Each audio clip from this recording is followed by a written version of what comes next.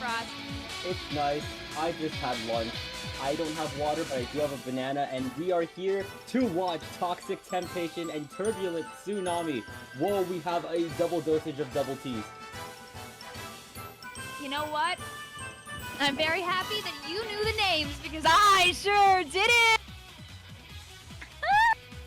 And I think we just might. Listen.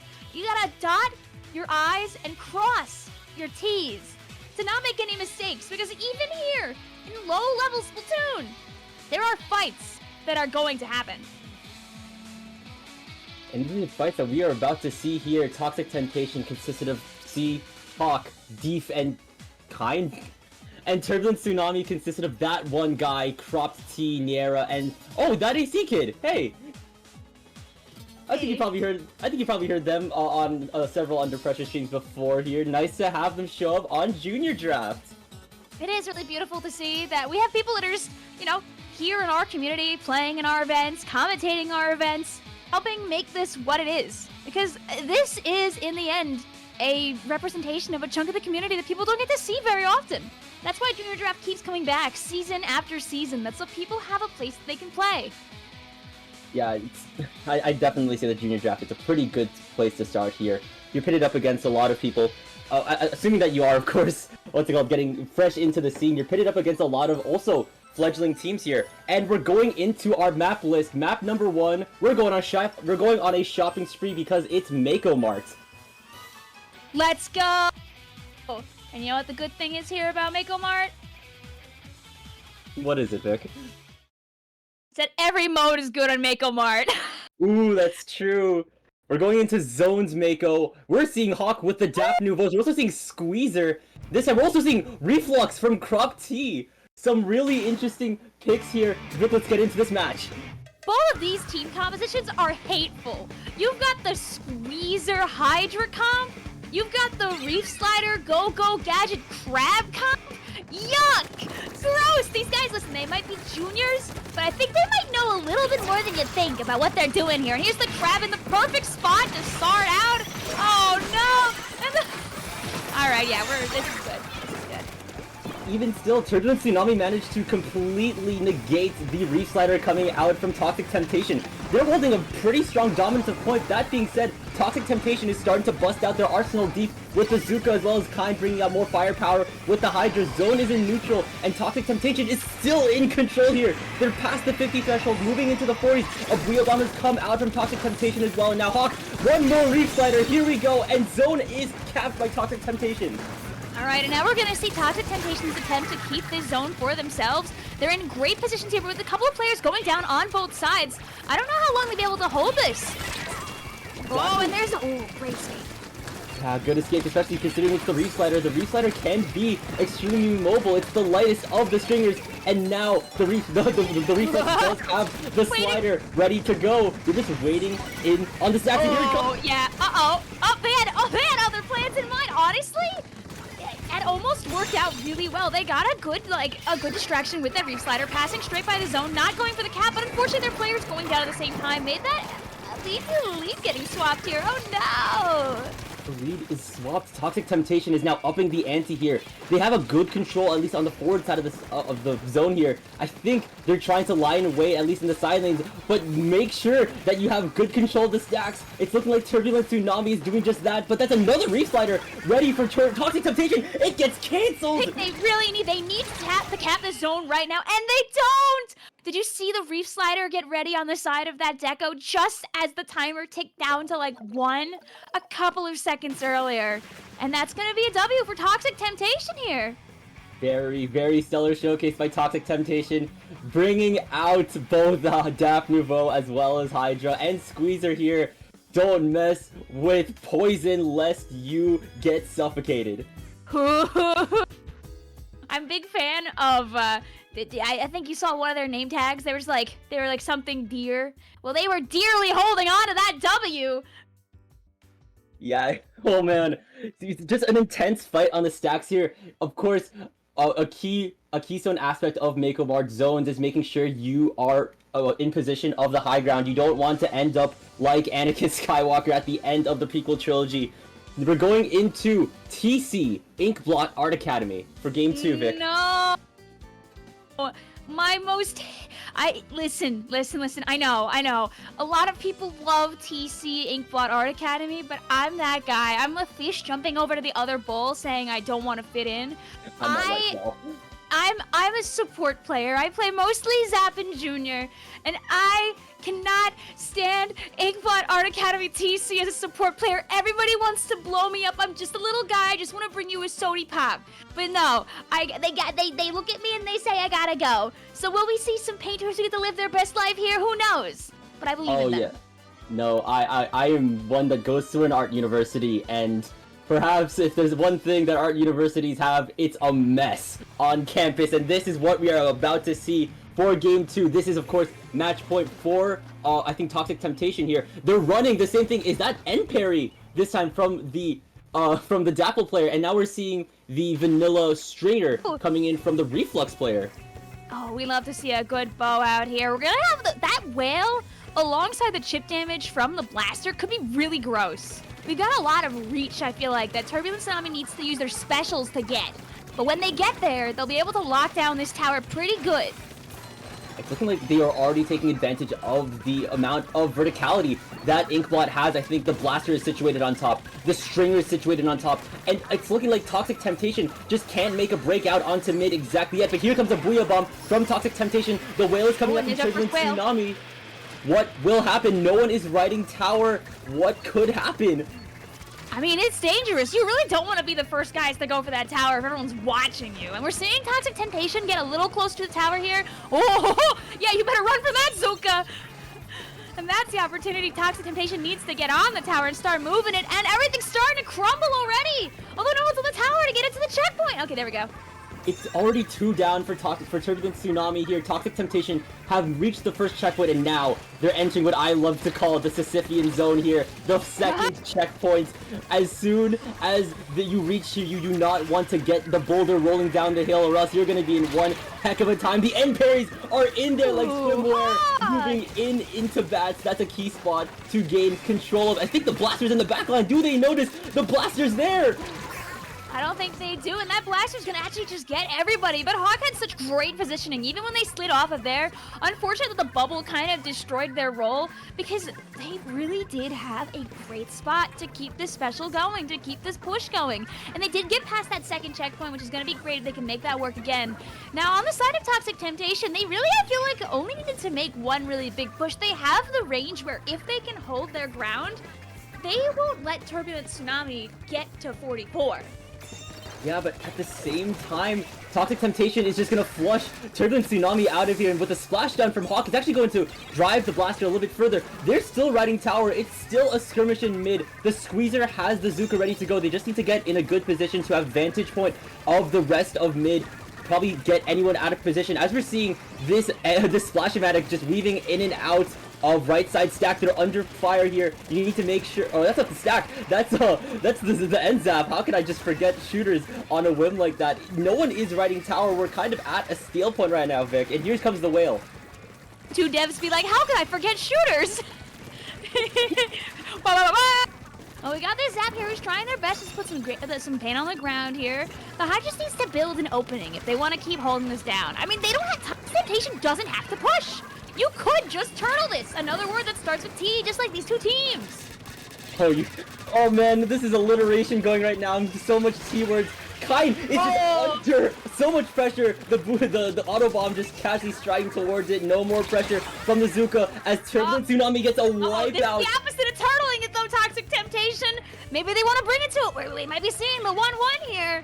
Because that's a quickly dropping down tower there. Oh, but no one's on the tower. Okay, good. Our bow gets back on. And that's going to be... No lead swap? No leads? Okay, there we go.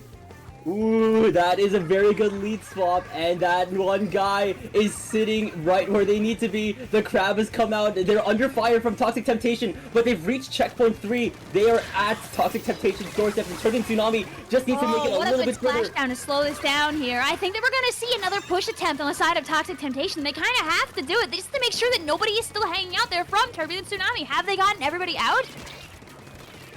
Have they? Okay, they just need to make sure they clear mid of anyone left in blue, and Hawk is just running in and out of engagements here. They're under fire from Zuka, from blasters, from auto bombs, the splashdown coming out just when they needed to. Just to survive. Oh, all of that dancing. Shout out to Hawk, who's been really moving around that, like, that block. I had to stop myself from making a joke.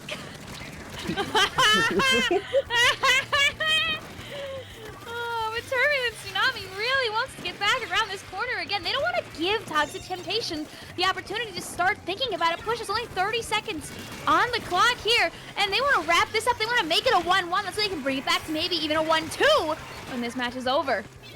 Surely the reverse sweep looks to be possible. We've got 20 seconds left on the clock and counting. Turbulent Tsunami is just in a really safe spot. They just need to keep total control of mid. Make sure no one left from Toxic Temptation is starting to ride the tower. That's 2 down already on Turbulent Tsunami here. Toxic Temptation needs to make this work in overtime. Vic, let's see this happen. Oh, I'm ready for this, and here comes the Zuka getting one. Can we get another one? Not getting another, but getting another assist along the way, but they have to get over to their teammate on the tower because that, great positioning from that drinks there. They're all going to have drinks as Turbulent Tsunami is coming back here. So if anybody goes down, they can get splatted really quick, but they can jump back over to protect the tower again. But this Blaster player getting multiple people here, and this Booyah Bomb not being able to save the tower in time. Oh, no. Toxic Temptation was deadly close to the third checkpoint. They could have taken this game, but Turbulent Tsunami is here, and they're here to stay here. Watch out for the flood because it may be imminent. Man, oh man, and this is gonna be what you want to see. Like, if I'm playing this tournament right now, I want some close nail-biter 1-2s, you know? In my opinion, it feels good to, like, know that you had this fight. Whether you're the team that ends up, like, you know, being the one that's up and then going down, or being the one that brings the comeback, it makes you really feel like you're in a really tense tournament set. Oh yeah. And now we have reached the finale. It's peak! It's pink? Ooh. It's peak! It's peak! It's Oh, Clams it's peak. Museum! It is Clams Museum here. This is definitely a really good Clams match, I'd like to say, because it really just showcases the amount of importance there is to winning team fights, especially since I consider Museum d'Alfonsino is one of those maps where you need to win at least 2 team fights in order to actually get going. Absolutely. Or they just need to not notice anybody as they sneak up on that little block on the bottom. You know, do a little bit of clam juggling. Bring over those 7 clams, 1 more ahead of you. Nobody knows until it's too late type action. Ooh, yeah. Are we going to see the return of the Sneaky Deekies? We've seen the Dooley player be really good at just weaving in and out of key spots in the match here. I definitely like to see perhaps more Dooley action. Will we see the return of Dap Nouveau? Will we see more End Parry? Will we see Tetra? Oh, I mean, it is a place where Tetra can be very gross up on that spinner. Dancing around. You gotta be brave and go around the corner to go and fight them. Yikes. Yeah, and will we see it? Hawk is back to the Dap Nouveaux here. They're going back to the Game 1 comp. Meanwhile, Turbulent Tsunami is running the same comp from Game 2. This is a new comp clash here. Ooh. Will Toxic Temptation be able to outrun the chip damage from Turbulent Tsunami's Game 2 comp? Or will Turbulent Tsunami fall under the offensive pressure of Toxic Temptation's Game 1 comp?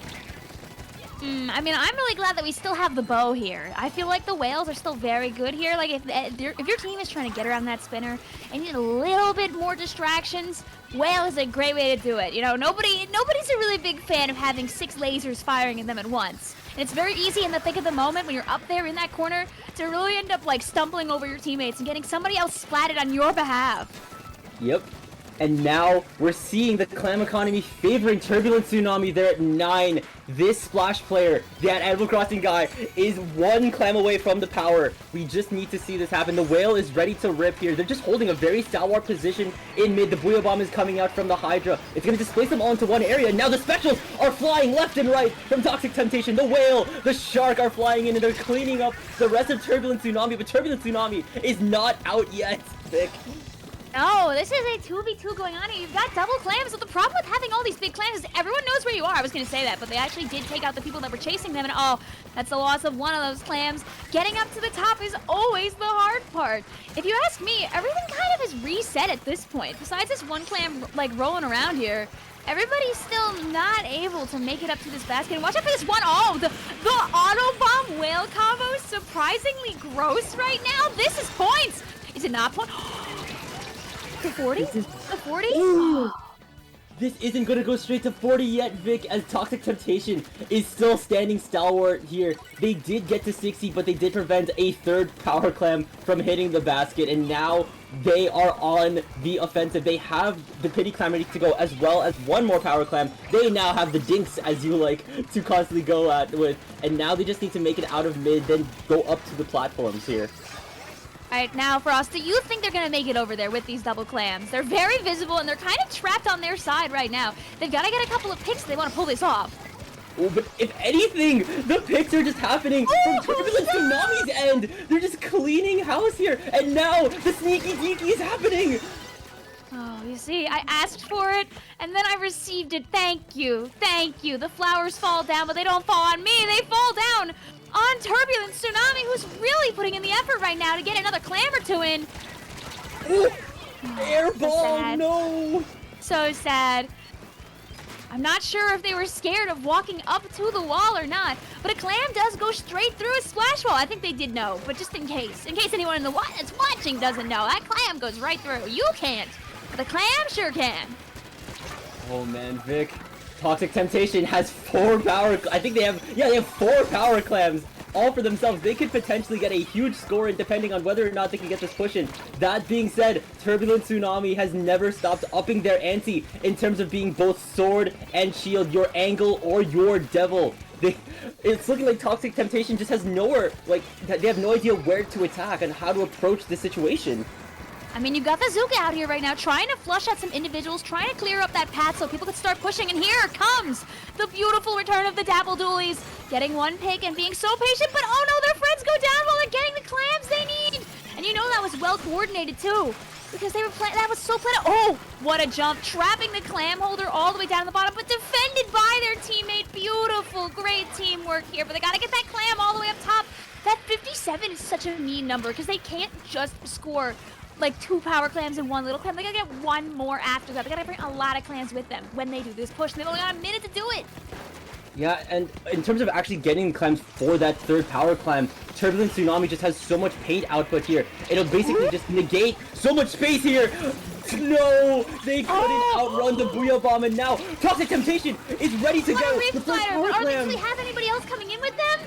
They've only got 1 fella, and I think that they're gonna get stopped by all of this. Oh, you're so brave! You're so brave, Deep! Oh, Deep, a valiant effort here. They managed to at least secure 1 in, but now it's 57-77 here. Toxic Temptation has 30 seconds left on the clock here. This could be an overtime, but if they execute a push fast enough, they could have what it takes to take this final game in the set. So they are not in the lead right now, but they do have the clams, and that's an important step 1. They need to get a clam over there before the other team thinks of doing it themselves, first of all. That's always a dangerous option here. Help your teammate! Yes! Yes, now watch out for the blaster! Ooh. It's a 3v3 here, and anything could happen in these 5 seconds before the overtime hits. Ooh, the burst bomb of belief there. They're guarding this ramp with their life right now. It's 2 down! They just gotta go. They gotta go. The overtime only is gonna give them another like 10 to 20 seconds. And now player can get over there. Can they take out the bow and everybody in their way? Running out of paint as they need to push up the Reef Slider, but the time is almost out. They gotta get that clam over there. I think the bow is just standing so stalwart here, Vic, just managing to prevent another overtime push happening. And in a decisive game number 3, going 2-1, your winners of round 1 of Juniors Draft are Toxic Temptation.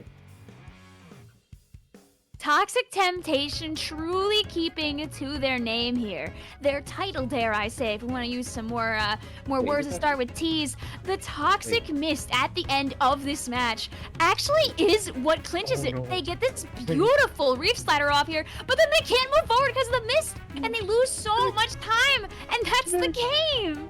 Vic, I think I lied. Wait. Did I get the ink colors mixed up? You might have. I don't know, maybe I think I may have gotten the ink colors mixed up. Oh no, that could be potentially horrible. When they both start with T's, it's okay, we can do a time out. And we can check to see, actually it was Turbulent Tsunami that did win. Whoops. That is a critical error on my fault, stream. Whoops.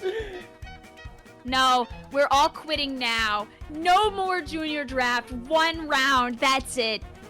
I'm really sorry. That is genuinely just a huge fumble on my end. I can't believe. No, it's okay. We literally were talking about Turbulent being in the lead the whole time, so you're totally 100% fine. And besides, it could have been anybody's game there. Toxic Temptation was trying so hard. You know, you could argue instead that they were taken down by the thing they care about the most, the temptation of going through the Toxic Mist. Oh yeah, yep, yeah, that Toxic Mist is definitely really hard to get through. And once you're in just such a tight choke point here, especially once you pop the Reef Slider, you have not a lot of options left, and when you're under such a high pressure weapon like the Tri-Stringer here with the amount of chip damage it brings, oh, it just all comes crashing down. Like a tsunami? Oh yeah, perhaps. Say that again. Crashing down like a tsunami. That's what all that paint felt like. That Turbulent Tsunami really got better at doing as the time went on. It felt like Turbulent Tsunami had a lot of a paint control, and it helped them out a lot with making sure the Toxic Temptation couldn't try doing any kind of sneaking of their own. Yeah, here. Just their comp was just really good at just shutting down the amount of aggression that Toxic Temptation had. They had a lot of weapons that benefited from just being all around the place. The Squeezer, the Dap Nouveaux. It's just. Is it truly a paper beats rock situation? It never really is. It never truly is, I think. Hey, Toxic Temptation tried to do rock, paper, scissors, gun instead because they were super aggressive. Even if they didn't get to win, this score does not tell the story. You see this one too, and you're like, oh yeah, Turbulent Tsunami. They were like the better team, right? They played probably super crazy. Yeah, both teams played really good. You saw the aggressive plays coming out from Toxic Temptation. It was just really unfortunate that sometimes people were just going down right before the push could happen. You would see, for example, maybe Hawk doing crazy things at their dualies, and then they would blink, and oops, two of their teammates were gone. So sad.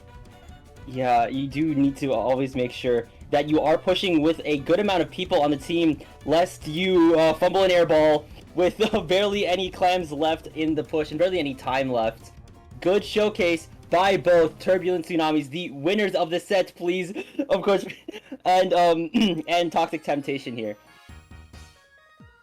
Have plenty of games to go here. I know the way this tournament starts is a very good set of groups. And so people can do some punching, determine where their standings are, and then we'll keep climbing up as time goes on. This is about a 4-hour or so tournament today. You've got me and Frost here with you for the next hour and a half, and then we've got more lovely commentators for you later to continue, so we can see a winner here in Junior Draft, but that's still so far away. We've got lots of action for you here.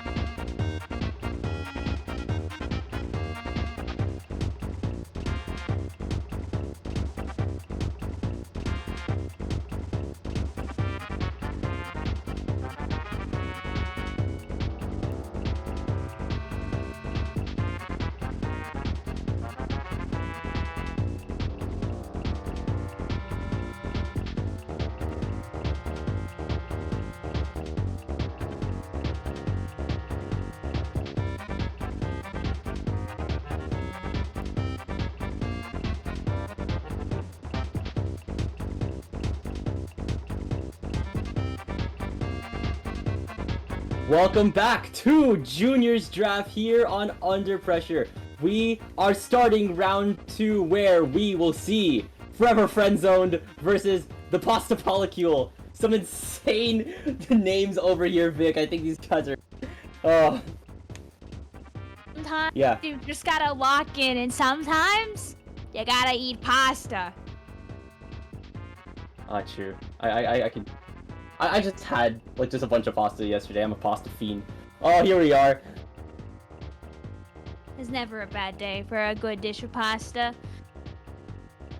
Okay, so Forever Friendzone here, consisting of I Love Brella, Octo Gaming, CS Shadow, and I can't do kanji, Vic. I'm sorry. Meanwhile, on the other end, Pasta Polycule having Shader, a longtime TO and commentator here on a bunch of tournaments here. Shout out them. Goober, you got Shiverfan and Wires. I'm a big fan of Goober. That is so well written. Oh yeah, double dot here. Map number 1 will be... Is this Rainmaker Undertow? I think this is Rainmaker Undertow. This is Rainmaker Undertow. Oh man, the Checkpoint 1 map of all time. I'm trying my darndest. This is so sad. I learned my katakana, but it has fallen to waste. I was on top of it for a moment, but next time it's back on the screen, I've got one of my Japanese learning apps open. I'll figure it out. There it is, Vic. Oh, Go. okay, wait, I'm taking a picture of it. Okay, Vic will figure that out. Okay, wonderful stuff, Vic. Okay. So far, I'm not sure if I can really see match histories for both of the teams yet. I can't. I don't know if I can do any analysis, but you know what? Maybe I just want to be maybe we just want to be surprised by what these teams can offer. If anything, well, we've seen Shader before, but perhaps more on the production end. I was about to say, like, do you guys know anything about like what they could actually pull out in terms of playstyle, weapons, anything like that? They could pull out Barella. Ooh, Brella. I mean, I would hope. Listen, one of their names is I Heart Brella. If they don't bring out the Brella, Oh, that'd true. be so sad. You gotta stick to the bit, man. Oh, it's funny. Earlier this week, I was talking in another tournament about teams sticking to the bit.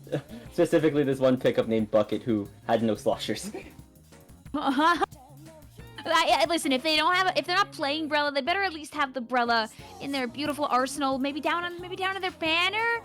Maybe a 4-star Brella badge. Maybe even a 5-star Brella badge. Insane bit committance here. Undertow Spillway Rainmaker. No more time for analysis. What are we going to see?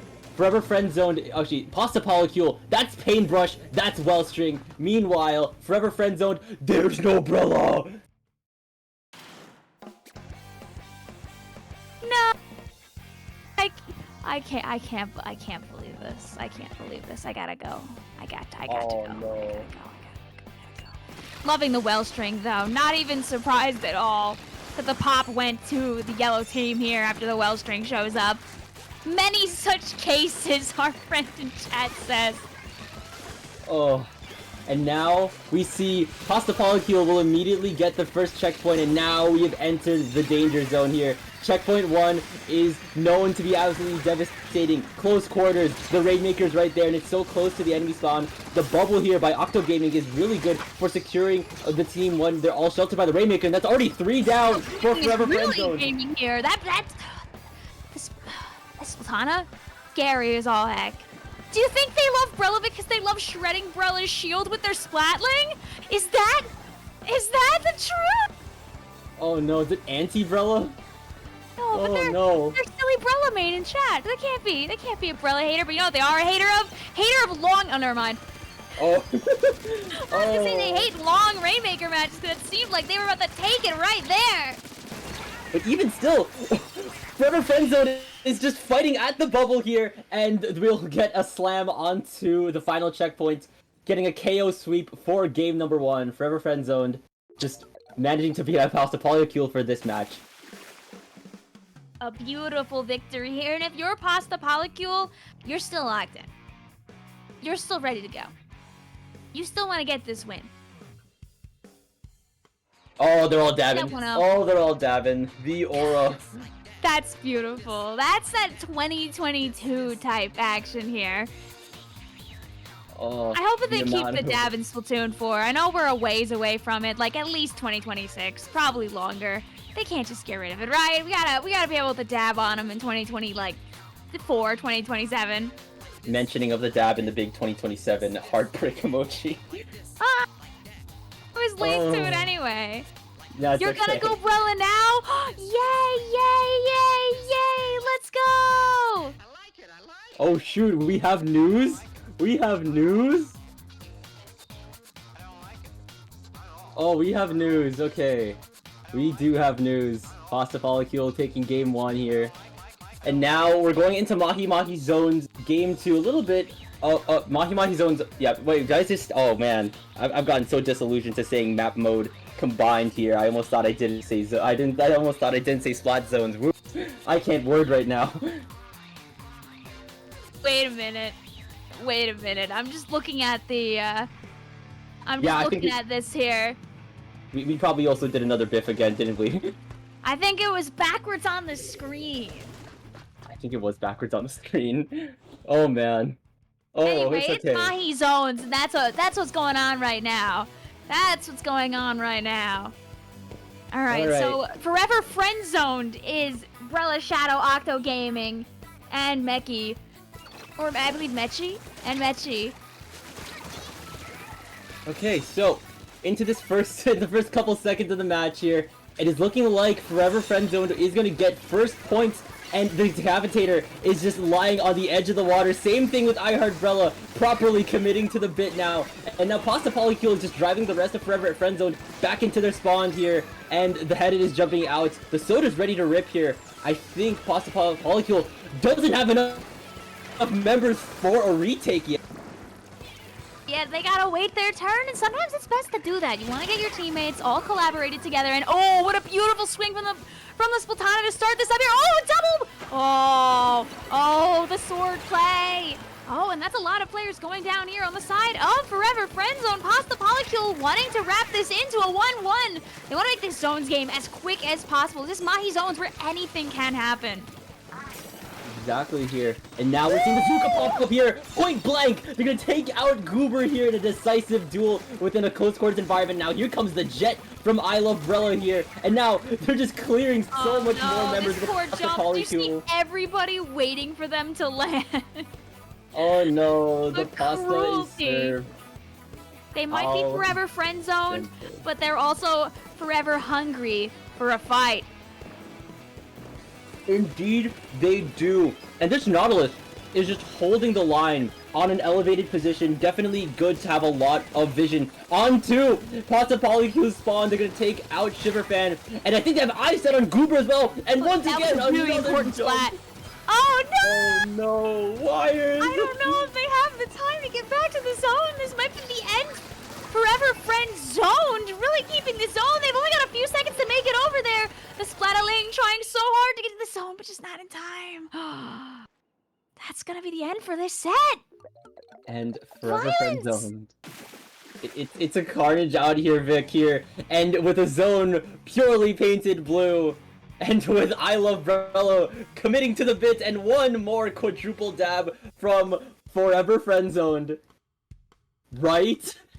Right? I don't want to biff one more time.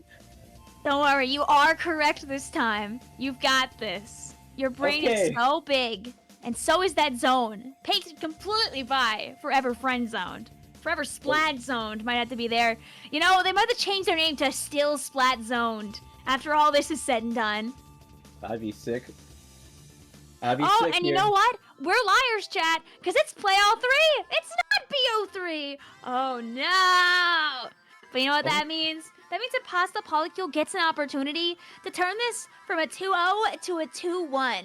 You want to go for any points that you can when you're playing against individuals. That way you can show your stuff. That way when things have to get planned out later on, you may be able to sneak on by into a tasty bracket just based on that extra point that you got. Which means Pasta Polycule has one more match left to cook, and surely they've been in the boiler long enough to come out of this set at least a little bit al dente. Oh, that's a good one. Oh yeah. Oh yeah. That's an analogy for the record books. And now this is, was it TC Mako Mart, right? I think this was TC Mako Mart. You know, the answer is everything always gets played at Mako Mart. But yes, yes it is. Very Okay. sad for the Polycule. Listen, they all just have to hold hands, and they can win. Yep, linked together like spaghetti noodles, and find your way to the sauce aisle at the end of the map here. When it comes to Mako Mart, of course, like we said in set one's zones match, making sure that you have good control of the high ground here. While yes, you may not be staying in mid for too long here, at least making sure you can contest the enemy's high ground once you start pushing is important here. What are we gonna see? Paintbrush. Such a good weapon on this. I know they had it last time, but this is such a good weapon on this map. They don't have a lot of range, actually, on the side of Forever Friend Zoned right now. And that could make fighting this brush and sword combo really difficult. Yeah, definitely so here. That being said, the 52 gal has already gone down, and Goober is just in there trying to make work of the enemy stack. They at least made sure that there's no whales coming out from Forever Friend Zoned, and now gonna take out the 52 again! The Shadow can just not catch a break, and now it's just Brella and Chader left on the field here. That's a Booyah Bomb from Pasta Polycule and an Inkjet coming out from Forever Friend Zone here. It's contested, but that's an anti-air sword slash from Goober. What a good spot they have here. And can they get another pick while they're hanging out here? Just to take some extra time away from Forever Friend Zone? And the answer is yes. Pasta Polycule getting past this first checkpoint. We're going to see this tower begin to rise. And now they need to run from the imminent tri-strike. Oh, Goober! They're showing off right now. What a clip this is for them. Yeah, somehow surviving the upcoming barrage that Forever Friend Zone has for Pasta Polycule. They made a generally really good push, getting it up to 56 here, but now it's looking to be Forever Friend Zone's turn to start pushing out of mid. The Whale has come out from Shadow, taking out Shiverfan. The Zuka has come out from the shot. Goober's gone down. Wires is now in the rest of Forever Friend Zone side. They go down, and Forever Friend Zone has made it to checkpoint 1. They're going to start rising once more. Oh, and this is a really good set of strikes here on the side of Forever Friend Zone, not letting Pasta Polycule's Hydra player get into position at all. They're getting bullied so much. It's so sad. The Booyah Bomb coming out here just as they get to the checkpoint, just to prevent them from going any further. But people did not want that dear, sweet, innocent Hydra's flatline to go a step further. And you've got Goober here who's going to try their best to save this, and they can't this time. But it's okay, Goober. We remember the power that you had just a little while ago. Forever Friend Zone's going to have one more chance.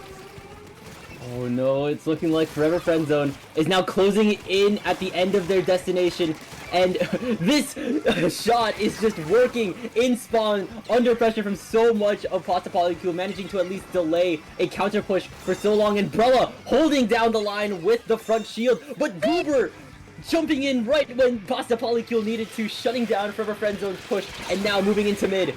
Ooh, big hitboxes. Now that Brella shield save there alone makes Brella on Monday, Tuesday, whatever, that's what makes Brella deserve to finally get their damage back. Come on, come on, come on, it can happen. Come on, Nogami, make it work now. And now Wires is just under fire from the rest of Forever Friend Zone as they're pushing right back in. Wires is trying to make a move onto mid. They're under fire from the Inkjet, and now the Inkjet is just having vantage point on the rest of the Pasta Polycule. But Pasta Polycule is striking back here. It's 2 down for Pasta Polycule, and Forever Friend Zone is just moving in further here. They're closing in on the final checkpoint, and there it is. A 3-0 sweep by Forever Friend Zoned. Polycule's opening push here was so good, though. Forever Friend Zone may have came out on top. It was a difficult fight. Listen, you have the Friend Zoned team on one side versus the Polycule team, all right? If you're Forever Friend Zoned, you want something beautiful maybe like that. You know, that's what you're fighting for. Oh, yeah. And now we're seeing here, with an instant replay, getting an Inkjet shut down by a Decapitator is nothing to scoff at if you're Goober. And even still, very stellar showcase by Forever Friend Zone, and a very stellar showcase coming in from Pasta Polycule as well here. Oh man. What could we possibly see next, Vic? We've seen so much interesting plays come out from these fledgling teams here. promising an interesting future for the rest of the scene. These are endless, dare I say. GG's to both of these teams, as we have to see a really good set of matches. This 3-0, like I said earlier, scores don't always tell the story. Definitely so. It's really just the performance that really makes the player, and we've seen really, really solid performances from everyone here. Absolutely. I was enamored by Goober earlier when they were jumping and jiving and writhing on that tower in round 3. They wanted that checkpoint so bad, and they were not gonna let anybody keep them from getting it, even if they didn't win. That was some great sword action. Yeah, I love to see the Cavitator. Your perspective comes from the support. I'm gonna bring my perspective as a Splatoon main. I loved Decav when it came out, and it's just so fun to play, and it's just so fun to see it within tournament play, seeing just the versatility Mint Decapitator has with just not being just an aggressive player, an aggressive frontliner, but also holding down that frontline as well. It has the lethal sub-weapon, it has the big bubbler, being able to be both the sword, as we can obviously see, but also the shield that a team could definitely need. Absolutely, and I was so happy to see Sombrella Gaming. It's a creature that sometimes people don't give the time of day to, and you should fix that, chat.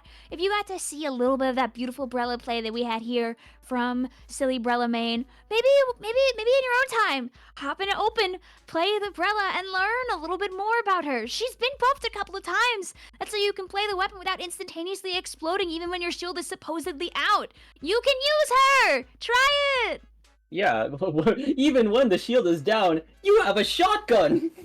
True! And that shotgun, you know, it might not be as powerful as it once was, but alongside one of your teammates, which is what the Brella is meant to do, you can cause some really big problems on purpose really fast. If you could do like half of the damage while your teammate, a blaster maybe, a shot, does the rest.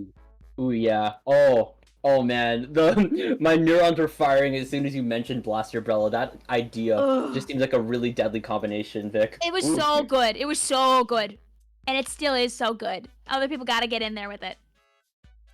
Oh man, that takes me back to like ye old Splatoon 2 days. Wow, can I say that? Can I say ye old and Splatoon 2 in the same sentence now? Yeesh. I mean, listen, you know, Splatoon 1 is turning 10 this year, right? We all know that. Everyone talks about that. But what makes me feel more old, more decrepit, more like my bones are about to crumble is Splatoon 2.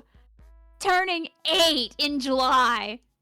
Ugh. Oh, that's the kicker. That is a kicker. This July it turns 8. Whoa. Yup. It's so much worse than Splatoon 1 turning 10, because Splatoon 1, you're like, yeah, it's an old game. Splatoon 2 is where so many of these people got their start. Some of them didn't own one. They know about one through, like, word of mouth of a lot of us that were there. But, like, Splatoon 2 is, like, a lot of people's baby girl. Oh yeah, no. I started in 1, didn't really do a lot of the comp in 1, but then 2 is where I got into it, and oh man, we're gonna have to say happy 8th birthday to the Doolies and the Brellas in a couple. But you know what? We can let people think about how ancient they are. How many of you were probably teenagers or younger when Splatoon 2 came out, and how many of you might be close to getting out of school or older, smile. While we go on a little bit of a break, and we come back with more good old action here at Under Pressure for Junior Draft before you know it.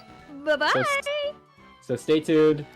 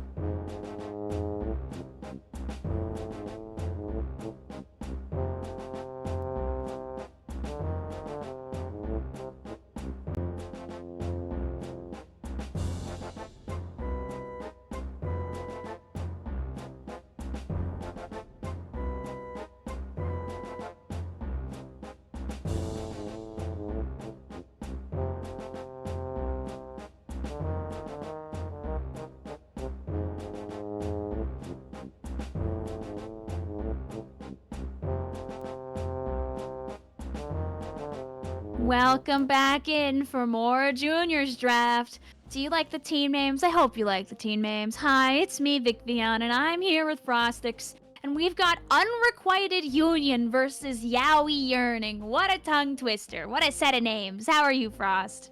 My hands are up. I'm in the Scorsese pose. This is peak naming right now. This is peak naming. Unrequited Union consisted of Soap, Deity, I Am Rain, and DZK Azona, and Yowie Yearning consisted of Fish Yowie, PJ, $2 DD Hank, and Sent Help. Minute. They're yearning for Yowie, but they've got Yowie in their name? This is the level of greed they've spoken about in the Bible. Oh my god, you know, but this person, Fish Yowie, they've got a full plate ahead of them right now. I don't know if you know, but the 1st of March, the 3rd of March is a golden rotation and salmon run, and the Big Run is the first full weekend of March right after that. Oh. Hold on. So they might have, there's a lot of Fish Yowie on their plate possibly sometime soon. Okay. They know something we don't. Maybe they manifested it. Oh, okay. We have Magics in chat in the tournament now. We're in Swiss round 3. I'm not sure how much more rounds of Swiss we got. And now we're going into map number Barnacle, Dime, Clam, Blitz. This is also definitely, I'd say, a map mode combination that I'd like to always see a lot. How chaotic those fights at the basket get, Vic. It's a good map mode combo for sure here.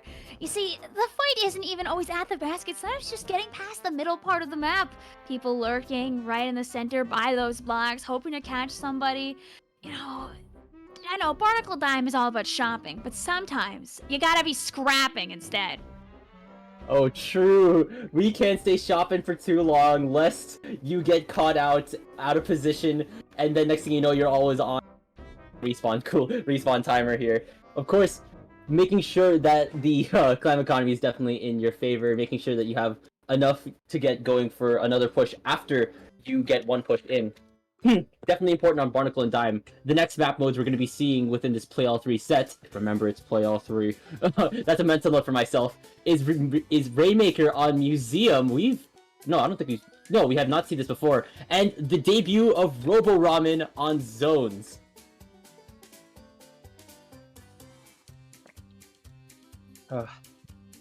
Now, good water. Anything, I know if we've got a 1-1 going into this Robo Ramen Zones map, we better see some reef sliders. We better see some sliders. We got some time before we get there. Because as much as I want sliders, Robo Ramen isn't about sliders. It's about ramen. So I can't be asking so early. I gotta shop first. We gotta buy the sliders here, obviously. As we're on the one, the only, the Barnacle, the Dime. Ooh, a Jet Squelcher! It's peak, it's peak, it's peak. We're not seeing just Jet Sculpture, we're seeing two dualies on the side of Yaoi Yearning. PJ and DD Hank are running the End Parry and the Tetra as well here. Meanwhile, on the other side... that you love so much! Oh yeah, the Tetras that I am... Tetras my beloved in some instances. Not just that, we're seeing Squelchies on the side of Unrequited Union here. A lot of interesting dually picks coming out from both teams. It's looking like Yaoi Yearning has just built their first power clam, but the specials are coming out from Unrequited Union, forcing the power clam hold back a bit, but the Tetras are in the back! Oh, and that's exactly what you don't want to see there!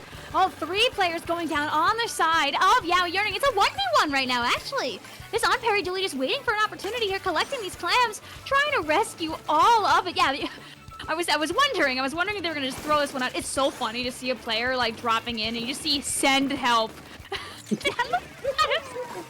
Oh, but send help is just holding down the backline on the side of Yaoi Yearning with that sculpture, with the Jet Sculpture. Yes, indeed, but now the power climb holder of Yaoi Yearning has stepped a little bit too far. Their power climb is fading fast, and with a wave breaker to secure its position and a Booyah Bomb a Splat Bomb thrown at the Booyah Bomb's feet, Unrequited Union still holds a firm grasp on mid. Now, first push here is the question. You've got some great reach on the side of both teams here between this Splatling, between this Jet Squelcher. The Jet Squelcher is the longest range weapon in the map. But can they make it so their teammates can escape? Oh, and here comes the sword! Oh, and there's big hitboxes taking out Fish Yaoi at the same time here.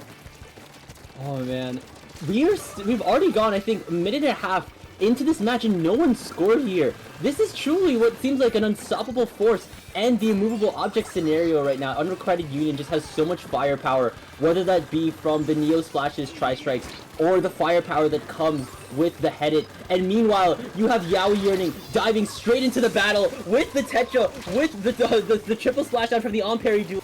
I think this is now their moment to strike, but they're getting shut down by stellar swordplay here from Unrequited Union. Oh boy, that's so sad because they had an actual good push going on here. Now we're back to this stalemate again, chat. Do you think we get all the way to the 5-minute mark with no clams in? That's the real question. Ooh yeah, what are we going to see here? We are 2 minutes 24 and counting. Once again, no power clams are currently built. I lied. Fish Yaoi has just built one for Yaoi Yearning. The Spectator's Curse coming out here.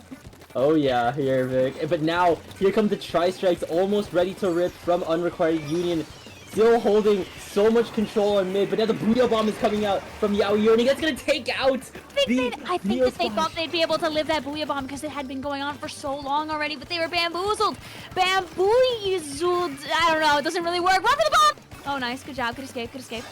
Make sure you run for the bomb. Always make sure. Run for the bomb! Oh no! Oh no. Too soon! That's commentator's curse for you folks. But now the power clams are coming out, one on each side here. And the re-slider is coming out. Extra jump scare. And now with a pincer play from Yaoi Yearning, I think this is exactly what the team needs to get going. But immediately, actually, I think they were on soda buff. The dinks have allowed them to immediately post right back up. And now the sword is back. Rain and DD Hank have traded off here. Alright, and here comes this flat lane, trying to hold down the fort until their teammates are back with them here. A player going down on the side of Unrequited Union. Yaoi yearning for an opportunity to push, and they might just get it here in this 3-2 scenario. But can they make it up to the basket before all the players of Unrequited Union begin to respawn? I don't think that answer is going to be yes. Oh, the soul! The Cavitator jump scare back from the back lines with the steel chair, stopping Yaoi Yearning's push once more. Like I said, the Cavitator, the sword, the shield, and what helps keep your teeth sparkly and clean here. Yaoi Yearning is just now starting to flee from Unrequited Union specials, coming flying in the Wave Breaker, the Tri-Strikes. That Tetra has nowhere left to go as it's exposed and splatted here. The Ampères are trying to hold their ground, but then they are going to go down by the Jet Sculpture as well. Or not the Jet Sculpture, but the Squall Cheese. We are 30 seconds left on the clock, and no one has scored, Vic. No, it's really gonna come down to who gets a clam in those first, like in that 3 minutes of overtime, I should say, right? Isn't it like 3 minutes long?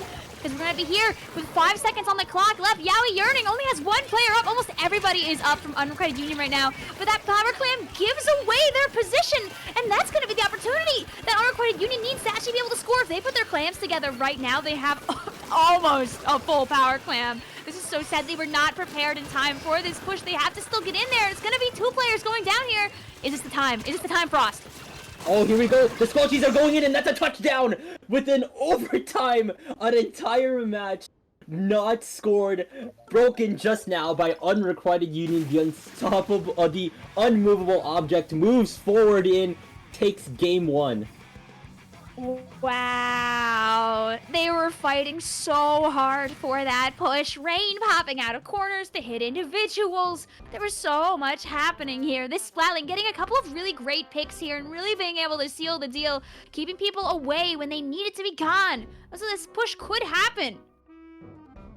Yeah, and here is the overtime pick here. We see the Squall Cheese just move in past incoming fire here, managing to dodge the shots needed in order to get the final score here. Oh man, just seeing the Squidward meme just plastered up on the chalkboard. And now we're moving in to Museum. Union. He wants to be a part of it, but he's still inside. Oh, that's true. Poor Quidward. But Yaoi Yearning is not out yet. They need some help. Oh, they need some help indeed, Vic. They do. I had like a follow-up to that joke, but it like kind of crumbled in my brain as I started it. So sorry about that one, Yaoi Yearning. But please know your username and your icon of choice are great. You're wonderful people. And I hope that you can clinch this into a 1-1 so we get a crazy, bananas bonkers 1-1 fight on Robo Ramen maybe sometime soon. That being said, we're not gonna head to Robo Ramen just yet. We need to go into Museum Rainmaker. Rainmaker, yes, that was probably Rainmaker. So, in terms of doing Rainmaker on a museum, we saw it on Clan Blitz earlier. It is kind of a same vein. You are still basically Sisyphus rolling your Rainmaker Museum Hill, just making sure that you just can't, you just don't get stopped.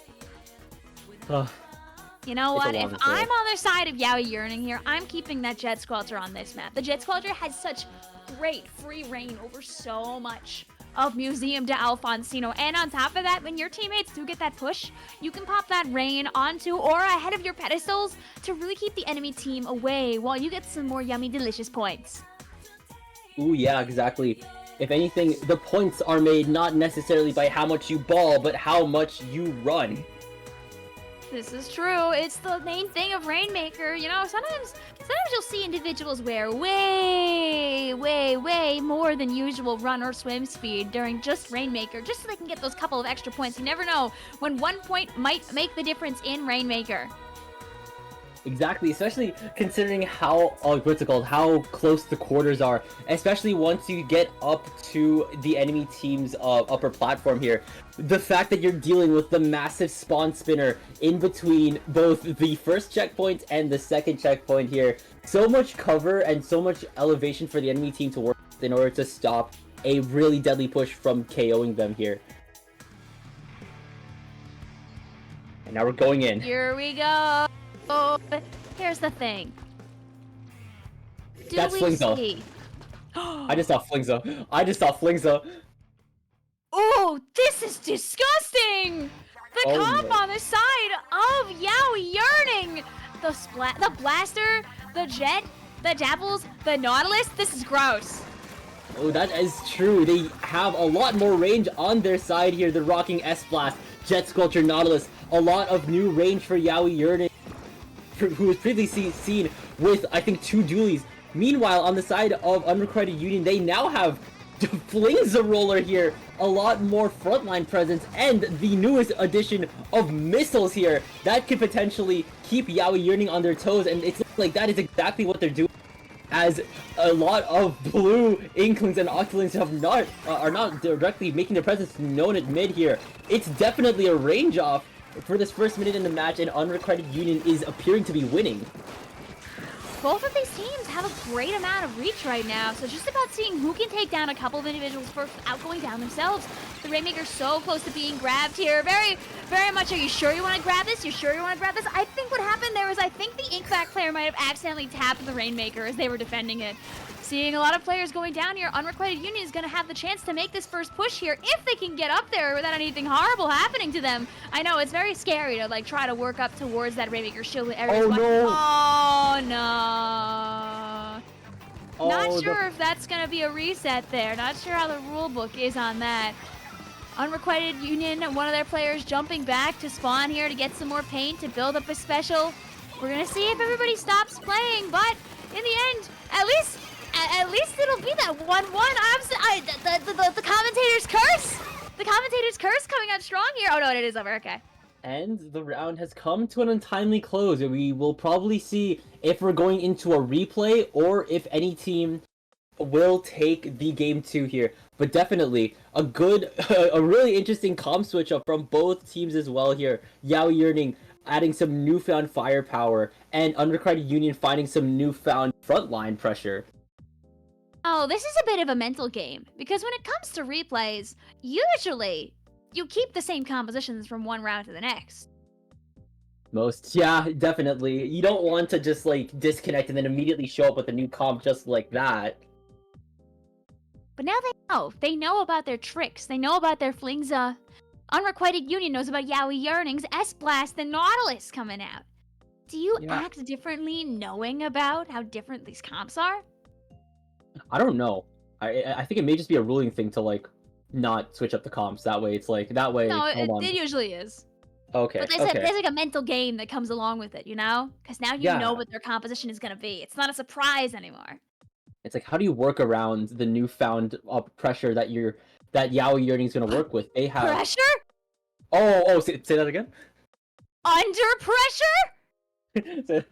Oh, indeed it is, and definitely Yowie Yearning has so much pressure on their hands. That's a Booyah Bomb coming in from the S-Blast, a triple splashdown coming in from the Nautilus, and so much more firepower from their previous comp. Meanwhile, Unrequited Union missiles on their side with the newfound Flingza Roller. And that's just another thing, because Tenta Missiles, as we know, targets the Rainmaker. Absolutely, and that does make a big difference, and we're going to see the return of these players here. Glad to see that nobody had to get replaced. Just a little bit of a disconnection happens to the best of us sometimes. You know, I really thought they were scared of climbing up to that Rainmaker, but no, it was because their internet was about to have a moment. Oh, yeah. Oh, you hate it when the internet has the moment trademark. And now, we're seeing, I think, the Dapple Dualies are just lying in wait, trying to get a jump onto the Flingza, but of course, the Flingza has that vertical flip range, taking out the Dapples. But now the sword's gone down for Unrequited Union, but they are holding a pretty good grasp onto mid, like unlike we saw last round. Now they're winning the range. Dadey and Hank are going to go off and skirmish in mid before being forced to back up from each other. It's still anyone's game. No one's grabbed the Rainmaker.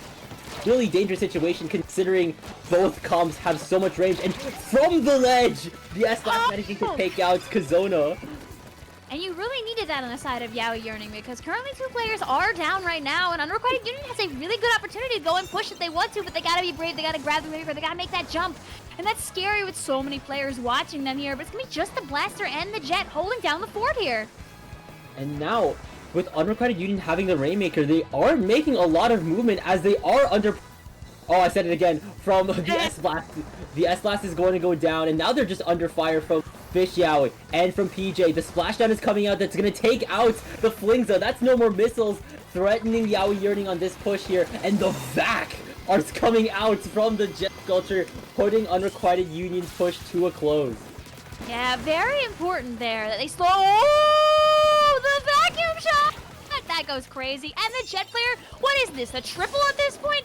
The Jet player has been on fire with making sure everything goes down here, right? Now the main thing is they have to get this Rainmaker over to that platform before they get splatted here. The sword is costing them a lot of problems. They've lost a lot of their push momentum from this. Oh no! Oh, you don't have a lot of space to move on when you're on the spinner and when you're on the Rainmaker and when you have a sharking sword in under you at all times. You gotta watch out, and it's looking like the Rainmaker holder on Yaoi Yearning just had no time to work it, and now the sword is in there like swimwear, taking out Fish Yaoi. They have the S-Blast in their sights here, and it's a trade! Really good trade on the side of Yaoi Yearning, though, there. They really needed to get that sword out of there, because they had a great amount of momentum going. I'm pretty sure that sword player got at least like 4 people before they finally went down. Oh, and now we're seeing the missiles coming out here from Unrequited Union. We're finally going to see it being put to use here. The displacement is huge. The vac shot has just come out from Yaoi Yearning. Now, taking the first checkpoint, that's 3 down on Yaoi Yearning. The Yaoi Yearning's what's it called? Spinner area is now painted predominantly yellow, and now Unrequited Union is now starting to make their push forward here.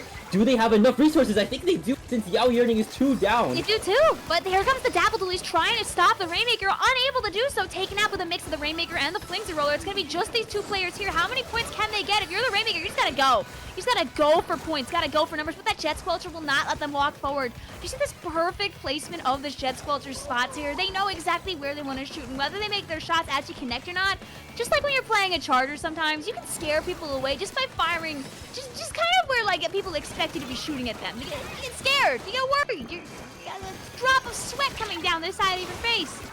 You do not want to be within the blast range of the Rainmaker, and there's already 3 down on Unrequited Union. It's just the Squelchies left here. I'm not sure if they chose to stay on point, and they did! Watch out for the bomb! Oh man, oh man, and that Rainmaker is still all the way up there. Rainmaker finally getting in the hands of Yaoi Yearning. They've got 1 minute to turn this around and lock this into a 1-1. Remember, it is a play all 3. So we will be playing all 3 matches regardless here. But Yaoi Yearning, I'm sure, would love to still have a chance at taking the whole set. this is still possible. We have 1 minute left on the clock here. Fish Yaoi is just stuck in Yaoi Yearning's spawn here. And just Unrequited Union is just putting so much paint, so much pressure onto their thing. PJ is now popping the zip, let's say the Zipcaster, the Reef Slider. That's already 2 down from Unrequited Union. Now Hank is gonna go down. There's 1 Booyah Bomb less. But now it's looking like Yaoi Yearning is starting to make their push forward. Yeah, PJ this is when they got it. They gotta get it on the podium right now. Oh no! Did the Rainmaker blow up? Oh my lord! Oh my lord! And that's gonna be big points. This is a continued momentum push here with 3 players going down from what? Like, was it 1 bomb? What got them there? Oh, and here's the Rainmaker pusher. They have to grab. If they grab the Rain and run, this could be the lead swap right here. They gotta go. They gotta go. They got 15 seconds on the clock. This could be one of the last pushes that Yaoi Yearning is gonna get, and that's gonna be the lead switching here for the 1-1. Can they get it all the podium? Wow. Vic, so much happened within that last push Oh here. my god, I was gonna pass the mic to you, but just everything kept going. No, the push opened with an amazing triple pick from that vac shot, blowing up the Rainmaker bubble to secure 3 It was the picks. vac? The vac shot the bubble. The bubble blew up. That took out 3 people. And then immediately, the Jet gets vac back. It's sucking up so much more shots here from Unrequited Union. And now they all just drop like flies. And now Yaoi Yearning starting to push here. Someone just disconnected out of nowhere. Getting a wipe Their out. internet made it to the end of the match this time. Like, so much happened! 2 backs, a disconnect, a wipeout, and a KO for Yaoi Yearning. It's true, Vic, you predicted it. Imagine just telling somebody, hey man, you know, the craziest game of Splatoon happened yesterday between Unrequited Union and Yaoi Yearning. You want to hear about it?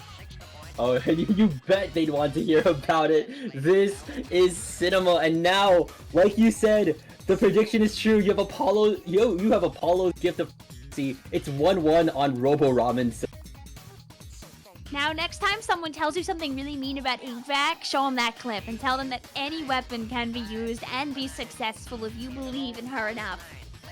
Oh yeah, never doubt the prowess that Vac has, being both something to start a push and keep a push going here. Once again, Sword and Shield plays here from that Jet Sculpture. Man, I really gotta pick up some back weapons. I need to like take a lot of the edge off frontlining, try doing something different.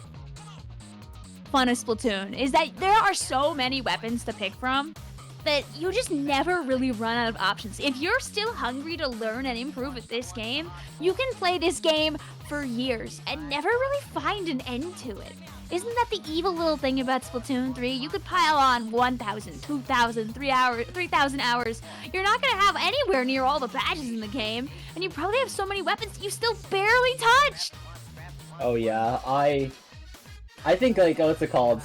I'm like big Splatana dually person, but then I turned over a new leaf. I tried to do blaster. I tried to. I'm thinking about like doing that whole support that you're like what's it called? Talking about Vic. I think it's definitely. I love floor paint sim. Floor paint sim is genuinely so fun. You're literally playing mind games with people the whole time when you're floor paint sim. Like people think, oh, you're just painting. No, there's so much more. I'm chucking bombs. I'm planning specials. I'm coordinating with my teammates. They need me. That's why people hate seeing supports having a good time, because they know that the support is the glue that holds the team together. People hate to rain down on your parade here, and like you said, support like is just definitely a role within a team that just holds everything together. I think we saw that with that Jet Sculpture, making sure that absolutely. Yeah, we saw zone control here, range control, making sure that a lot of picks are secured safely, and when that Inkvac pops up, you know something's gonna go down. Chad, make sure you thank your supports. This doesn't just go for Splatoon. Thanks to supports in any games. True. I see a way healer in chat saying that they were scared for their life when the Mint started rushing in to cancel the vac. Oh, that is definitely something that Splatonis can do. That charge slash is definitely something that can shut down Vacs. Take it from a big wiper, big decapitator player. When I see the Vac, I start rushing. You know what to do. You know what, a roller player really feels the same way, right? Can't a roller just walk over and crush a vacuum mid-suck, for lack of a better term? Yeah, when the vac starts to go through its inhaling process, I'm not sure if the roller can do it, but I'm definitely sure that Splatonis can do that. I'm actually not even sure if Decapitator can do that, but I'm sure that Wiper can. I'm also pretty sure that Stamper can. Actually, if anything, if they can do it, Decapitator can too, and probably Roller as well. They are the melee classes by I guess, like, maybe, if you want to, like, take it at a really wide glance. I mean, that's what Decapitator has, the world's widest hitbox. That's true. I'm labbing right now with my Decapitator right now as we speak, believe it or not. Chat, they've got the stream open and they're playing the video game at the same time. It's been a while since I've get those hours in. It's honestly been a while since I've actually picked up the controller and played the game. I've been casting, like, for a hot while and just haven't played. Oh, you know, listen, it's a great time to get back into it. It's that week where you can get those extra catalog points. It's right before we're getting the patch, probably in a few days from now. Assuming we have one at the end of the season. Everyone, you know what they say about assumptions. You know what they say about assumptions. Really, and now we're seeing, I think, one more comp switch for Yaoi Yearning. We're seeing the T-Tech, and we're seeing the Dread Ring. More zone flipping special. Yeah. Dread Ringer, my beloved. I love seeing it. I've been seeing it so much within recent tournaments, and it's just a wonder to see it happen. And now Hank and the Stamper have gone down. The swords are down, but not out. And here comes the Shark here. The Dread Ringer is on scene alongside the Tri-Strikes. And with a stellar set of specials here, Yaoi Yearning's going to take both zone and lead. Nobody wanted that yet. Wanted that Dreadwinger on that zone. Did you see everything coming out specifically to make them get out, to go away? And we're gonna see Unrequited Union getting pushed back a little bit into their base here, but with 3 players going down from Yaoi Yearning, I don't think it's gonna last very long at all. They gotta take this zone though. Oh, hit them back, slowing it down. Actually a great way of keeping them from taking the zone and letting their teammates come back from getting caught out. If anything, I've just realized that Vac can also, like, flip zone, which is kind of insane here. We saw the Vac shoot the Uninkable, and then boom! All of it's orange right then and there. So that's 3 zone flipping specials for Yaoi Yearning. They definitely have a lot more firepower in their arsenal. The Tri-Strikes are coming out. That's a definitely good asset here. But now, Yaoi Yearning is just succumbing to the pressure that Unrequited Union is just having. The Scamper was just in their face here. But Fish Yaoi is just in there with the Reef Slider accompanied by the Decavitator here, making sure that they can clear up any loose ends as they take back zone. They're still in a really strong spot. They're 51-93. Yaoi Yearning, they've lost the zone a couple of times, but both times they've managed to not only let Unrequited Union actually get the points. I know this is asking for a commentator's curse, and there it is! There it is, Frost, right there, put out on a plate for me, hors d'oeuvres and all, of course! And there, the Vac comes once more to flip the zone here. There was a lot of stray shots onto that Flings-a-Roller here, showcasing just the amount of versatility this Jet Sculpture player has here. They have their eyes set on Rain. Rain has gone down here, and now now Yaoi Yearning is almost out of their penalty points. The Decavitator is just dueling, brawling, waiting for this jump here. Oh, what? It's a trade! Oh, what a good trade, actually. That was so peak. Now we're gonna have 2 players down on the side of Unrequited Union, but they can't wait for too long here. They gotta get this zone. They gotta just try and like cap it without dying, because getting killed by that strike really, really hurts. Because you're not gonna have a lot of time to go back to this zone, and you're gonna have to trickle in, which is about to happen here. I think with Deity, they're gonna try and get this zone in time here, just trying to buy their teammates a bit of time. But just with all the paint coming out from things like the Dreadwinger, they're just not gonna be able to do it. What a good game.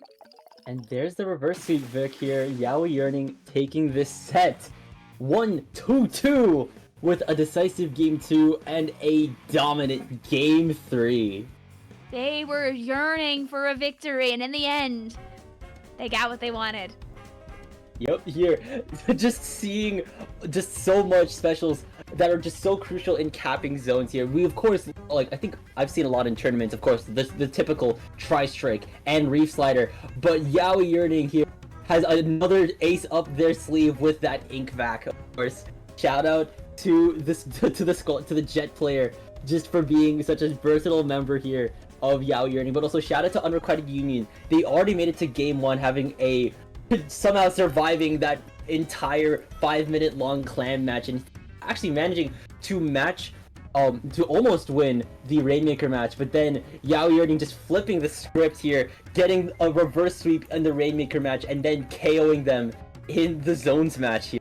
They're gonna take the set here, 1-2.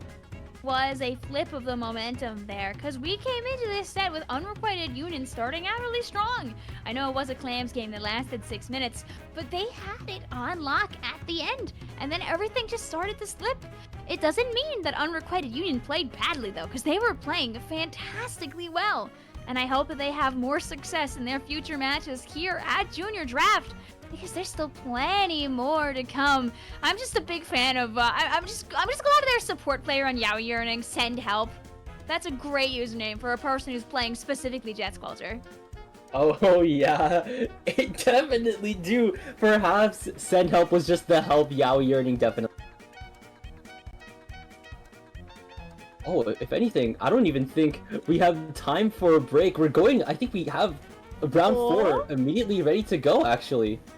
Oh, don't mind if I do. A delicious treat, more Splatoon for you right away, chat. You thought you'd have to sit around and wait? Nuh-uh. Nuh-uh. You get something very, very soon. We'll have with you. Have you been having a good time here at Junior Draft, Frost? Oh, heck to the yes, Vic. I've just been seeing so much stuff that, like, okay, if I'm being honest, I've been on a streak this week. It's my week off break from university, and I've just been on the mic for so much streams. I was on Prison Break on Tuesday.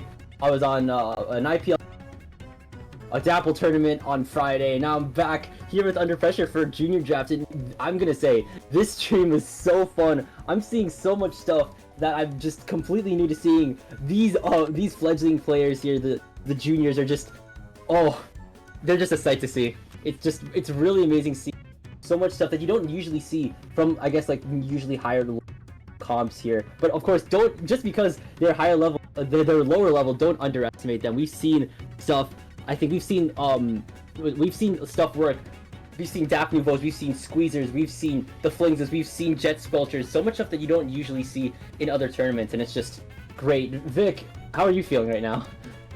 Feeling fantastic. I always enjoy dropping on in for Junior Draft because it is the future of our scene when you think about it. These are people where, I know, a wide majority of the people that are here, they just want an opportunity to play the game. They want to play a little bit of comp as a treat. Maybe they don't have the time to really commit all the way. Maybe they're scared. Maybe this is their way of seeing if comp is right for them. Or maybe they want to understand the adrenaline, the feeling that their friends have had that have played in stuff like this before.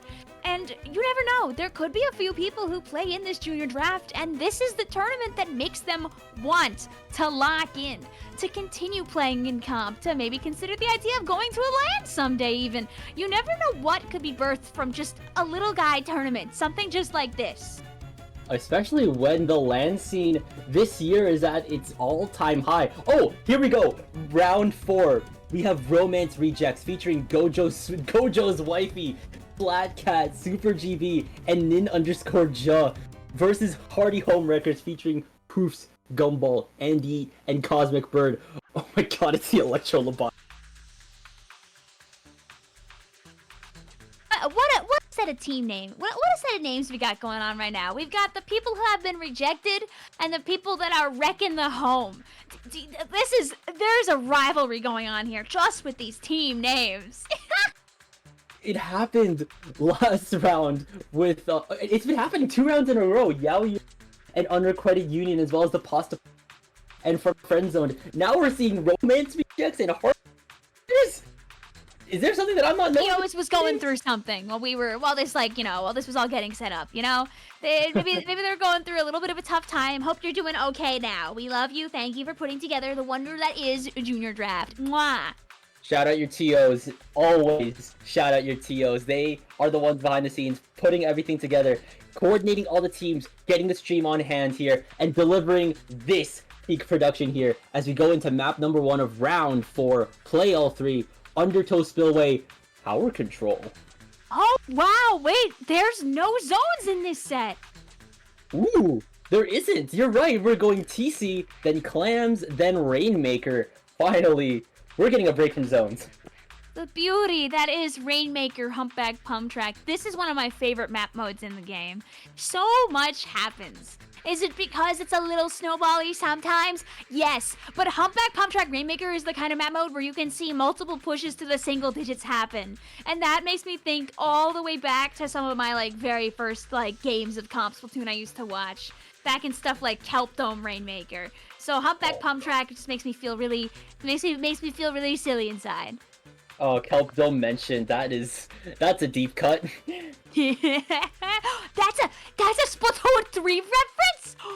Oh my again? god, and we're gonna be watching Splatoon 3. Would you believe me if I told you that? Nah, joking. We're going to see Undertow when I say Rainmaker, we saw Undertow Rainmaker last time, but now we're gonna see Undertow TC here. I think that the pathing is definitely different from the Rainmaker pathing, right? Yes, it is. I believe the tower goes along the front side, whereas the Rainmaker goes around the back. Yes, it definitely does, because usually teams within Undertow Rainmaker would go within the far left side and start brawling at checkpoint 1. Meanwhile here, meanwhile on tower control, we're going straight into the action, going straight into their spawn here. Maybe just brawled on the tower here. How it's gotta be. You know, sometimes you're hanging out in your spawn, they're pushing past that second checkpoint, you're up on those grates, and you feel the hope drain from your heart as you watch that tower pass on by, but you can't give up. You've got the perfect throwing distance for bombs. Make sure you got your split bombs ready for matches like this. Oh yeah, no, bomb spam is key here. Of course, I think I'd obviously say the suction, the humble suction bomb, the ever so common splat bomb here. Burst bombs are always also welcome as well, but also, in terms of main weapons, I tend to usually see the humble blaster and the noble bucket on TC specifically. And also, don't forget to vote, chat. You've got a couple of seconds left to put in who you think might win this match here. I love Yowie pulls the money. What can we say? I see.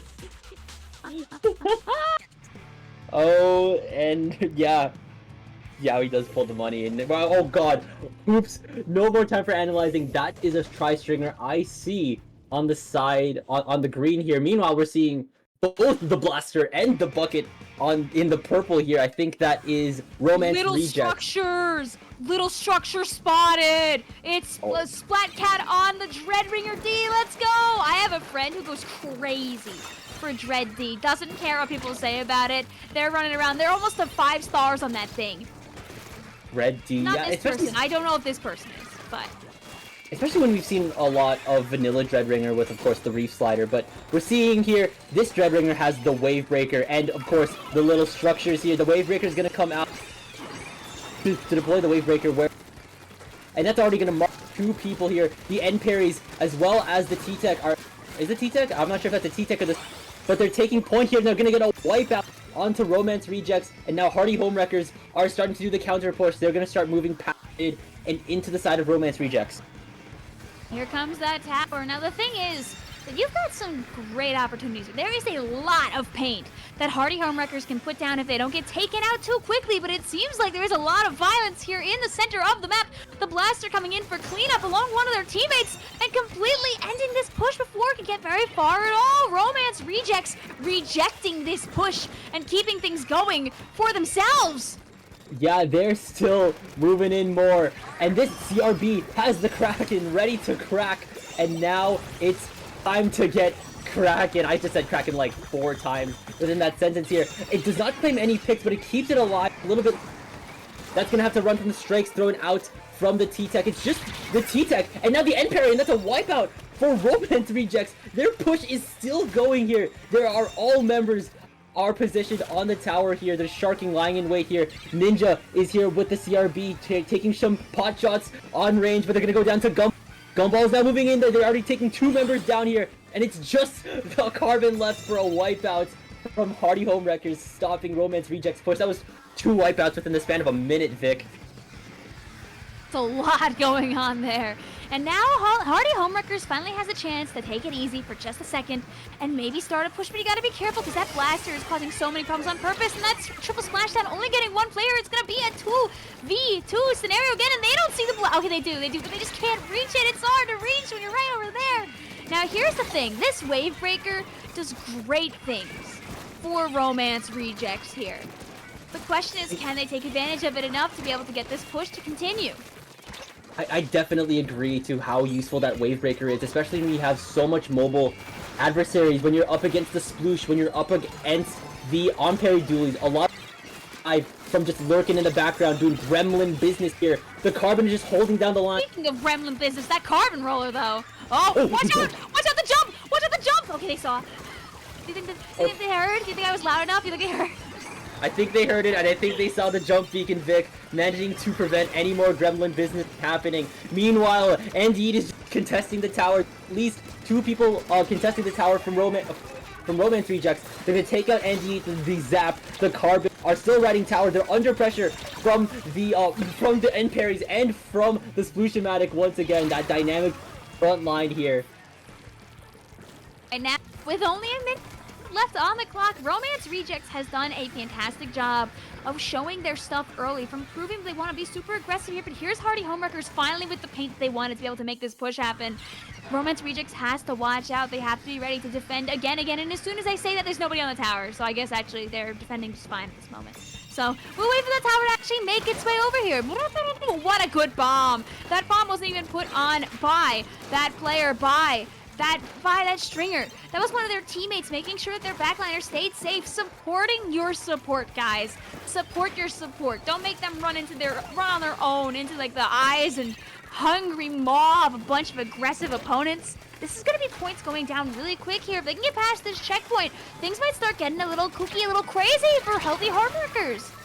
Yeah, the lead is starting to dwindle now. It's 23-39 here. Hardy Homewreckers is moving into threshold. Romance Rejects is starting to push Hardy Homewreckers back here. It's just the T-Tech left on point. They're actually rallying Gumball to the position as well as Cosmic Bird, but Cosmic Bird is gonna... It's Gumball, and the T-Tech is left here, but I think the rest of Hardy Homewreckers is starting to go down. That was an unfortunate jump, but they're gonna take it out as well here. This Sploosh is just moving in and out of... So they're still not going down without a... As Romance Reject is still continuing to push at 2 picks for the Sploosh-O-Matic. Can we get 3? Can we get 4?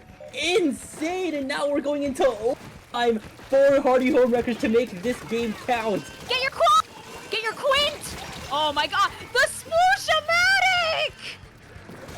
It's absolute carnage for this Sploosh-O-Matic here. Do not Here's run the into GG Kraken though. Do you see that? Do you see that creature waiting to push him? When do you go? You gotta go like now. Oh, and here it comes. Do they see the Kraken? Are they able to stop it before it gets in the tower?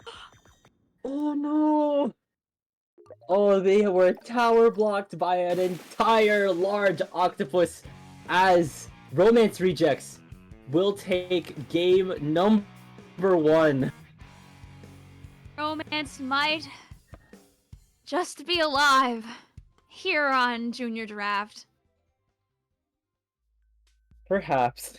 But even still, within that last couple seconds here, we just saw how pivotal a lot of pressure can affect a final push. We saw by that Sploosh-O-Matic on Hardy Homewreckers here.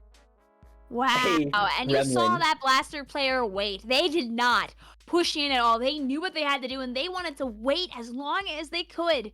So they wouldn't put themselves at risk. They needed the overtime condition. They needed the enemy team to start using their specials. They needed the enemy team to not notice what the heck they were doing. They're lying in wait here. Yeah, you are right. This is Gremlin on Gremlin right now, in my opinion here. Just making sure that everything lining up for Romance Rejects...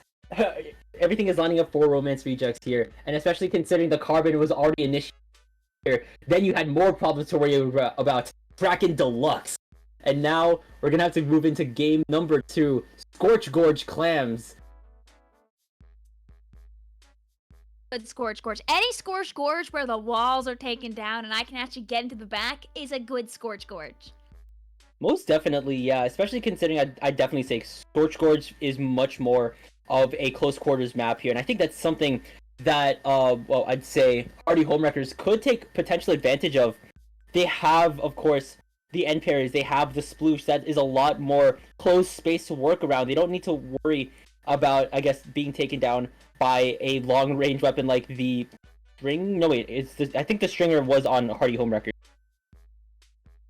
Yes, they were. Okay. But it's okay, because that Stringer is about to come in clutch. Remember what happened beforehand? We had that Jet Squelcher gameplay, and it took them around to really to lock in and cause problems on purpose. This is gonna be where it happens. Yeah, I think this is definitely where it happens, especially when we have so much to offer from Hardy Homewreckers. The end parry, the the end parry, the T-Tech, the Sploosh-O-Matic, that Stringer here. I think it definitely translates really well from TC then into Clam Blitz here. I don't think we are going to be seeing a lot of comp switch-ups, especially considering they made it work even like within the last couple seconds. Thing though, Hardy Homewreckers, they had such good momentum at the end of that match. Even though they didn't win, if you ask me, that's the spark getting lit right there for them to really fight here in this game of Clam Blitz. If that aggression that they showed at the end of that Remaker match follows into this game of Clam Blitz, I think this is going to be a completely different game for Hardy Homewreckers. Yeah, especially if they can at least keep the tempo of Clams in their favor. Basically just outrun Romance Rejects. Give them no opportunities to collect any more floor Clams, especially considering we have so much agile weapons from Hardy Homewreckers. Will we see anything different, or will we see something completely the same? We're seeing the same thing from Hardy Homewreckers. Meanwhile, that is both an ink brush. Wait, is this a totally different comp? Is this a different comp? Just like Yeah, from the I ground think up? they changed almost completely on the side of Romance Rejects. They've got the brush. They've got the I'm gonna kill you right now 52 gal. They've got the end zap for speed. They got the tri-slosher to slow things, like to slow them in the tracks. This is gross. This is gross. Oh, yeah. Romance Reject rejecting the idea. Hopefully here though. That's what they're hoping at least. And now Hardy Homewrecker is gonna have to play up against a completely new comp here. Just going into another match completely unpredictable, but like I predicted earlier, Hardy Homewreckers is immediately gonna build their first power clan, but at the same time, so has Romance Reject, and here come the strikes from Hardy Homewreckers. They're gonna corner the bucket, and now the bucket is just under siege. Triple splash down is coming out. That is 2 splats, but now the ink brush with the seal chair canceling the push right before the super clam has hit the basket, and that's gonna fade out. The push is over, but they still have a lot more control. We thought we really were about to see a clam push in the first minute of the match here after what we saw earlier. Unfortunately not. We were getting our hopes up. That's what happened. Oh, there's a beacon right behind them here. And do they see it? No, they're too busy getting the splats they need to get the win, which is totally understandable. The 52 beaming through 3 of their players here. But does anybody have a clam? Is anybody ready to go? I think that answer right now is no. And it goes to show that even if you get a lot of people, sometimes you still can't get that push off, and that's okay.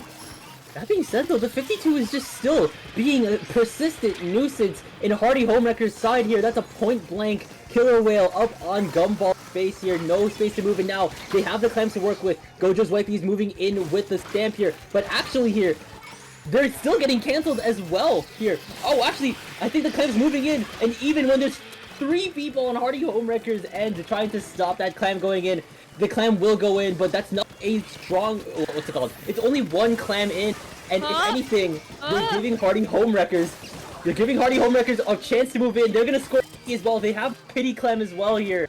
Will they actually be able to move it in, though? I don't know about you, but I swear I saw a little bit of lag with that splashdown earlier, but I chose not to say anything about it. Oh shoot, did I don't think I noticed it either. I don't think I noticed it. I don't know, maybe it was a little trick of the light. Oh, and here comes a crazy inkjet angle to try and make sure that Hardy Homewreckers don't even get the idea of pushing this clam any further. They said, okay, yeah, sure, fine. You were able to lock it up with us, but we're not going to let you actually get your score ahead of us. Okay, so in terms of the clam economy here, Romance Rejects does have 2. They have a clam active as well as the Pity Clam lying in wait for this to happen. The Tri-Strikes are coming out from Andy Yeet. They're gonna push this further. There's another Power Clam ready to roll from the Ink Brush. Now the Ink Brush is moving in here. They just allowed it to walk in. Actually, they cancel it right when they needed to, and now there's more Power Clams to worry about here. The 52 is moving in, and they're just unfazed here. They get the second one in as well. Oh, are we gonna see the 47? The 47? If anyone else picking up a clam? It's like here at the auction, like 50, 50, 50. We have 50 right now. Anybody 47, 47, 47, 47? Sold! Sold to 50! And now it's Hardy Homewrecker's turn to start moving here, unless they get stopped by the brush here. This brush is actually just matching Hardy Homewrecker's amount of movement here, and they're managing to shut down any more instances of the tiny little structures here. There's no spaces available to jump outside of your teammates here. But if anything, can Romance Rejects outrun the bomb spam, the chip damage that Hardy Homewreckers has here? That's Ink Smokes well as Splat Bombs here. I think the brush has the Power Clam in sight here. Chased out by Killer and the brush here. That's a deadly duo here to take out a Power Clam holder. I mean, yeah, where do you go when you've got everybody hating on you for, like, existing in your match? Sometimes it's better just to jump out. Oh, man, here. Oh, someone is still trying to make this work here. A throw out, and now the barrier is broken. But is anyone left to follow up the aggression? It doesn't look like that's the case. It's just the Stringer, and the Stringer is immediately down to 50 gal. It's 50-71 with 30. Around 30. Now it's 30 seconds left on the clock, and now the Ink Brush is down, then gets splatted. So make sure you watch the clam, or else Romance Rejects will score when no one expects to. Many clams on the side of Hardy Homewreckers here, but they have to get Romance Rejects out of here. If this basket is still open, when this clock hits nothing, they match it immediately. And okay, good on them for stopping that brush, because otherwise there would not have been an overtime to speak of. They're gonna just have a couple of clams here. This is not gonna be enough to get a victory, but they gotta take down a couple of players and then start working their way into the basket, because they're not gonna get too much overtime to work with here. This is about as much time as they can spend outside of here. 2 players going down on the side of Hardy Homewreckers. Frost, do they make it? I think they can here. They're still ramping the pressure up, and no! They ran out of overtime! No, Hardy Homewreckers. Once again, in a parallel to game 1, they had all the makings of a good final push here, but just the amount of ante that has been upped by Romance Rejects shuts them down in overtime. So sad, and we're gonna see a bunch of the overtime gameplay coming out here. Hardy Homewreckers doing a great job at working together to take out opponents before they push in. But the problem is that they do such a good job at this, they don't have time to reach the basket. It's so sad. Yeah, they were definitely all positioned around mid, not giving them enough time to play around basket here. I definitely say that that 52 gal still managed to apply. Oh wait, no. Romance Rejects had a completely bump here. I forgot. I'm not sure if they were running, if they kept the 52 gal. Oh, no, they were running the gal, yeah. That gal just wreaked so much havoc in this Clams match. We love to see, but also I love to see Humpback Pump Track Rainmaker. But aw man, you know, Clamblets always so fun to watch. Clamblets, you just know you're probably gonna get multiple pushes. You know you're gonna have high octane energy, and that's what this game on Clamblets Scorch Gorge gave to us here. People were cheering until the end for both teams, and that's what you want to see. Yeah, exactly here. We are still going to see Game 3. Can we see one more show out from Hardy Homewreckers? They do have what it takes to actually get a push going here.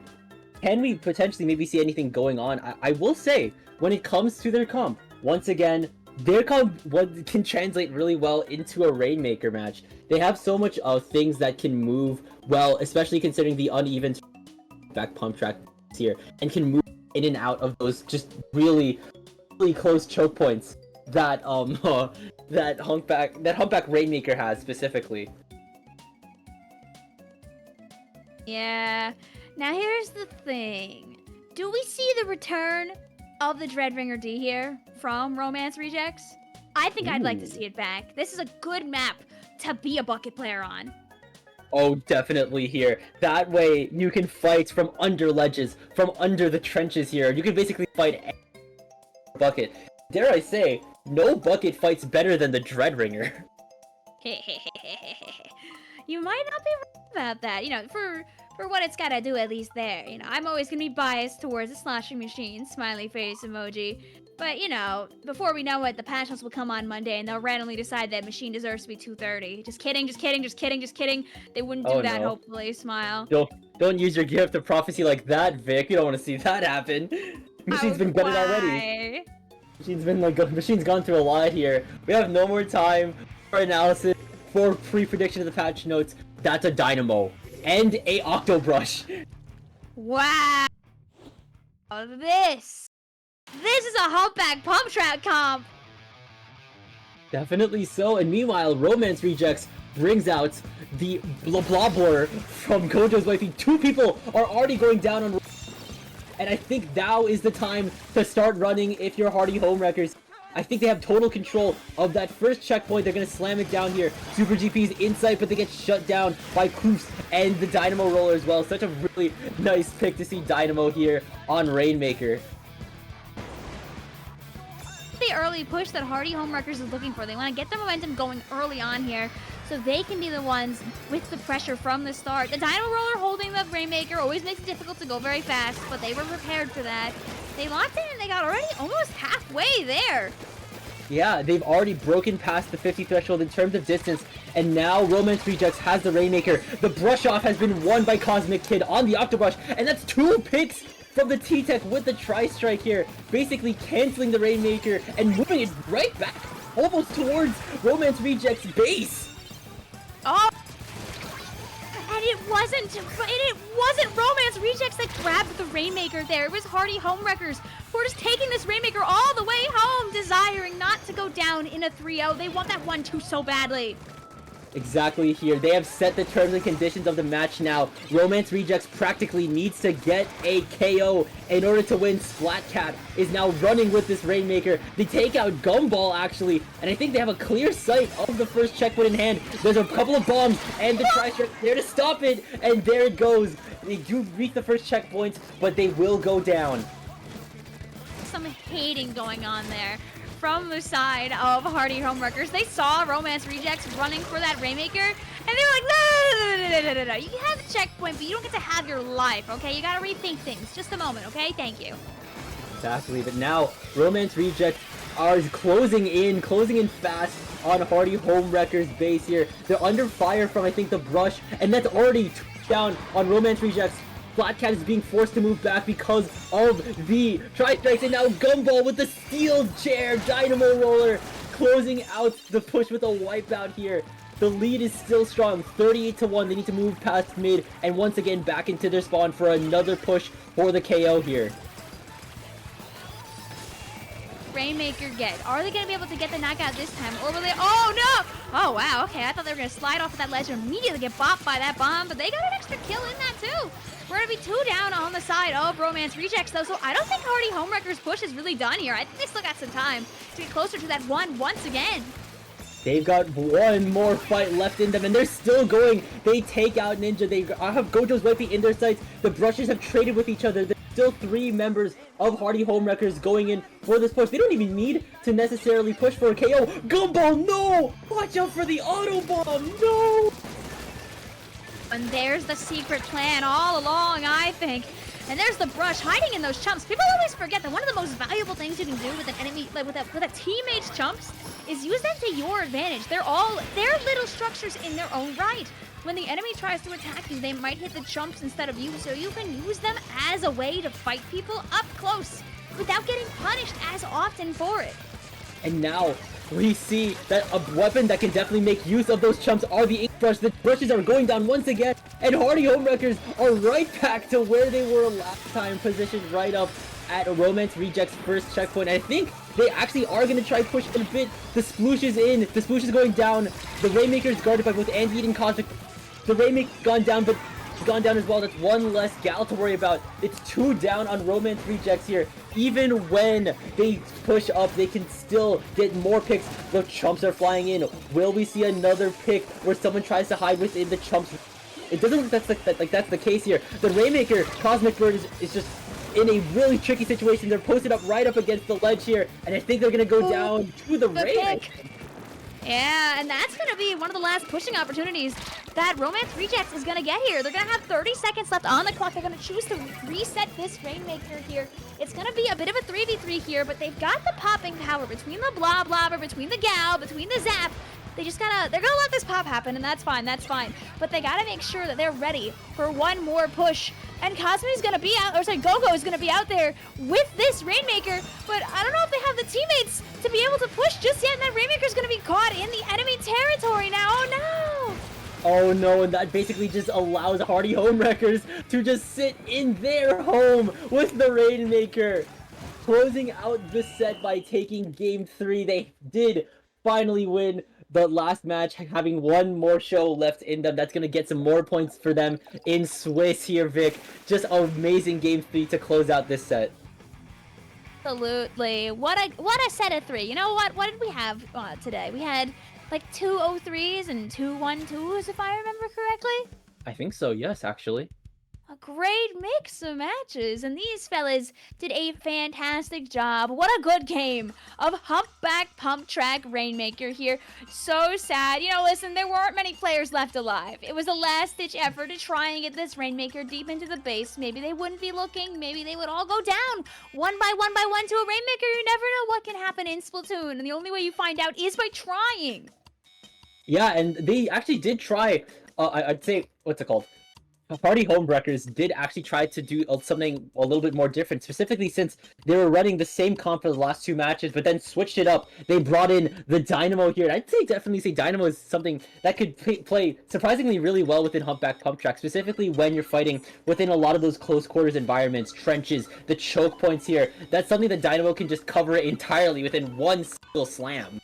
Absolutely, you do not want to be standing there. And the range of its paint pellets, even if they don't do a lot of damage, you can be standing in a lot of places below and just magically get hit a little bit with a dynamo. And remember, one of the big things about Splatoon is even if you have the smallest amount of damage on you, if you're not at 100%, enemy player opens the map, they can see you, even without a point sensor, even without little structures, even without a beacon. So you gotta be careful when you're covered in enemy ink.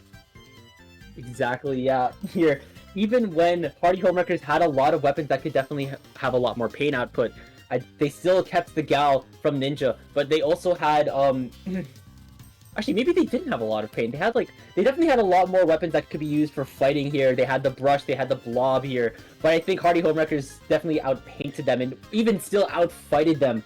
Just for most of the match here, they were still basically even when Romance Rejects were like looking to start pushing here, Party Homewreckers just stops them right then and there, pushes right back to their first checkpoints, and then we're right back to where we were just a couple seconds ago. Absolutely, and it was a great showing from both of these teams here. But I think that we gotta scoot really soon. I think that it's time to move past Swiss. Oh, I don't know about you, but I had a fantastic time here on Junior Draft. Did you, Frost? Oh, heck to the yes, like I said earlier. I'm just loving seeing what junior division to offer with tournaments, and I am suddenly convinced to start playing this game again. Yeah. Testing it. You would be shocked, like that people can be inspired even from people just getting their first steps in, even from playing just for the sake of playing, doing a little bit of comp. It's great to see people just enjoying Splatoon for what it is. And remember, guys, some of those 2-1s you saw out there, those points might have determined if players made it into this alpha bracket or not. We're going to be watching for the rest of this tournament the teammates and the teams and the players and the weapons of people who fought super hard in this Swiss to make it to near the top. Who's gonna win Junior Draft? We don't know, and only you will get to find out. So, in terms of commentators, X, I'm definitely knowing that you're gonna hear from Rocket next. I'm not sure if I'm switching out or if me and Vic are switching out, but you will be hearing from you will be seeing more of Junior Bracket, specifically Alpha Bracket, next in a little bit. I guess before we jump off, we gotta do like the whole yeah. Oh yeah, so you're hearing from Rocket and Toma next in Alpha Bracket, but before we jump out, Vic, we gotta start plugging the social medias to the good people of Twitch chat. Where can the good people of the internet find you? Managed to steal my own username across the internet. Usually they're the same everywhere. I'm VicVion, VICVILLON. Might be shocked to know there isn't a third eye in there. It happens to some people sometimes. But I'm over on the YouTubes, I'm over on the Twitches, I'm over on the Twitters, the Blue Skis. It's all the same. Always having a good time, living my best life, enjoying Splatoon, and pushing this community forward because it's what we deserve out here, honestly. It's a great game with great people, and thank you for being here. Where can they find you, Frost?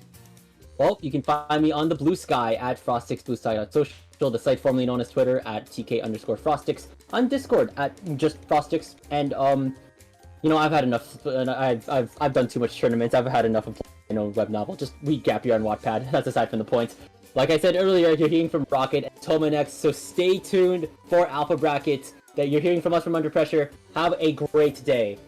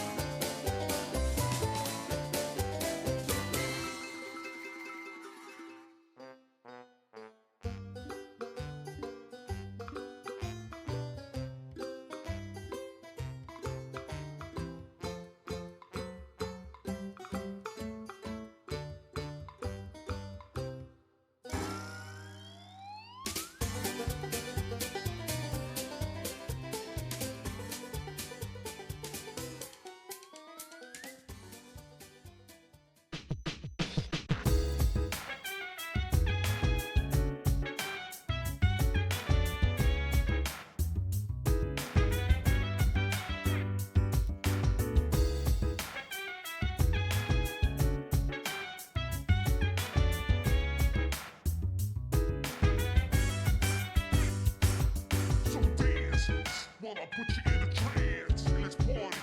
Boogie in your body. Want that body. Make sure you don't hurt nobody. I say, hey, hey, hey, feeling the fire with a burning desire. Yeah, get up off of that thing. Dance, shake, and let's swing. Come on, girl, let me rock the world.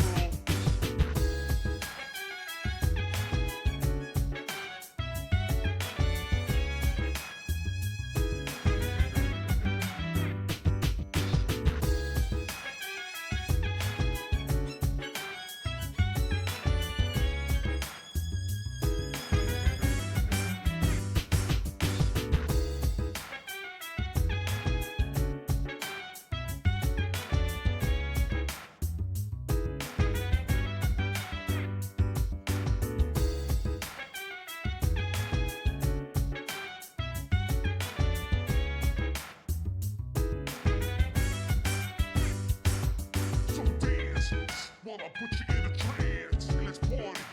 Boogie in your body. Want that body. Make sure you don't hurt nobody. I say, hey, hey, hey, feeling the fire with a burning desire. Yeah, get up off of that thing. Dance, shake, and let's swing. Come on, girl, let me rock the world.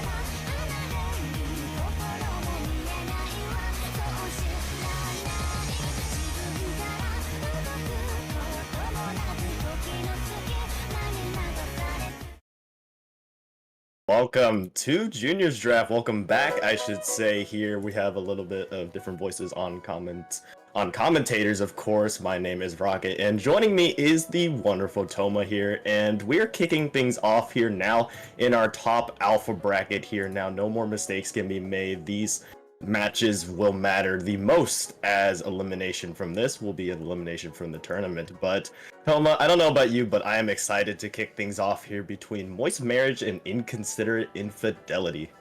I am super excited to kick things off here, Rocket. It has been a crazy, crazy stream so far, as the juniors drafts usually are. And we've got, I mean, I think this has been probably one of the better juniors drafts, just watching these matches. Seeing the names are peak this time. Like, the names are so peak. Look at Alpha Bracket for those of y'all who are here on the Battlefy. Like, Forever Friendzone versus Nagging Newlyweds. You got Yaoi Yurting and Toxic Temptation. And of course here we got Moist Marriage and Inconsiderate Infidelity. Two teams we haven't seen so far throughout the stream run today. So I'm excited. But, fun fact, for those who have been following the bracket, even though we haven't seen them play today, they did play each other earlier, where Inconsiderate Infidelity came out 2-1 over Moist Marriage here. So interesting to see if they'll be able to do the same. They will know each other's comps and how they play a little bit. Yeah, that's an interesting storyline indeed. We're seeing a double sword coming out from one side here. We see the mid decavitator plus the wiper here, also with a vanilla tri-slosher, so very aggressive in your face, having that dynamo for a more backline on the side of Inconsiderate Infidelity. On the side of Moist Marriage, a little bit unusual, but I do love the picks of the 96 gal and that bow, just really being able to poke from long range here. But already off the get-go, you see Inconsiderate Infidelity already having a strong control of mid here, but let's see if they can continue that hold. They're gonna try to here. They've got both those zones going. The bow up there trying to make something happen, giving some jumps in, but look, that tri-slosher just running forward and then all going down to that splashdown. Just the dynamo left up, and that's gonna be a full wipe there. Now, Moist Marriage has so much space to work here with. Are they gonna take it? Who knows? You never know. Right now, it looks like they're gonna be choosing to just kind of stick around mid. They've got that whale out as well, and they're considering to just get good picks there as two more go down. And now Inconsiderate Infidelity really has to play it safe, but they keep rushing in there on the side. Indeed, indeed. They do have the mid decavitator's bubble, which you see go up right there. A beautiful pick, another slice from the mid decavitator, trying to find three, does find Crash as well. And that just opened the door wide open for Inconsiderate Infidelity to get back into this. The tri-slosher almost has jetpack as well. You see the stamp go and clean up Moist Marriage. That is a delayed wipeout now. The jet will go out, trying to see if they can find some picks here. They see some specials trading here. This is absolute chaos, but one will be found. Two will be found. These heroic plays from these specials have been key so far for Inconsiderate Infidelity in getting control and maintaining control of the zones. The E-Jet on that tri-slosher was so hyped too, surviving through that triple splashdown to give them some extra life here. Now, Inconsiderate Infidelity, they're trying to get that lead. They flip that zone. There goes that lead. The Dynamo Roller is doing a great job up here, just watching, keeping so much paint down for them too, as they still have a two-man advantage, Rocket. And you can see again, this tri-slosher just trying to keep so much pressure. Unfortunately, not finding a pick, but I love to see that fighting spirit.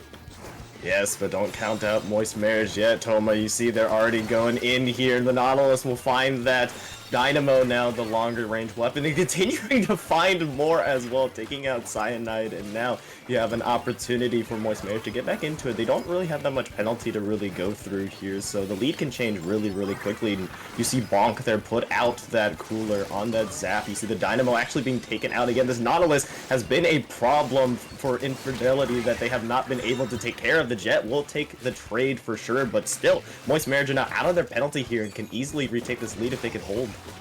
Yeah, they're going to be trying to. They are out of that penalty, like you said. But look at this. The hammer. They're finding one on the side. They're going to be neutralizing this zone, trying to see if they can find the Nautilus as well. That splashdown is going to kind of keep them backed up for just a little bit longer. But finally, there goes that zone cap. They are going to put penalty on to Moist Marriage, as Inconsiderate Infidelity manages to hold on to their lead for now.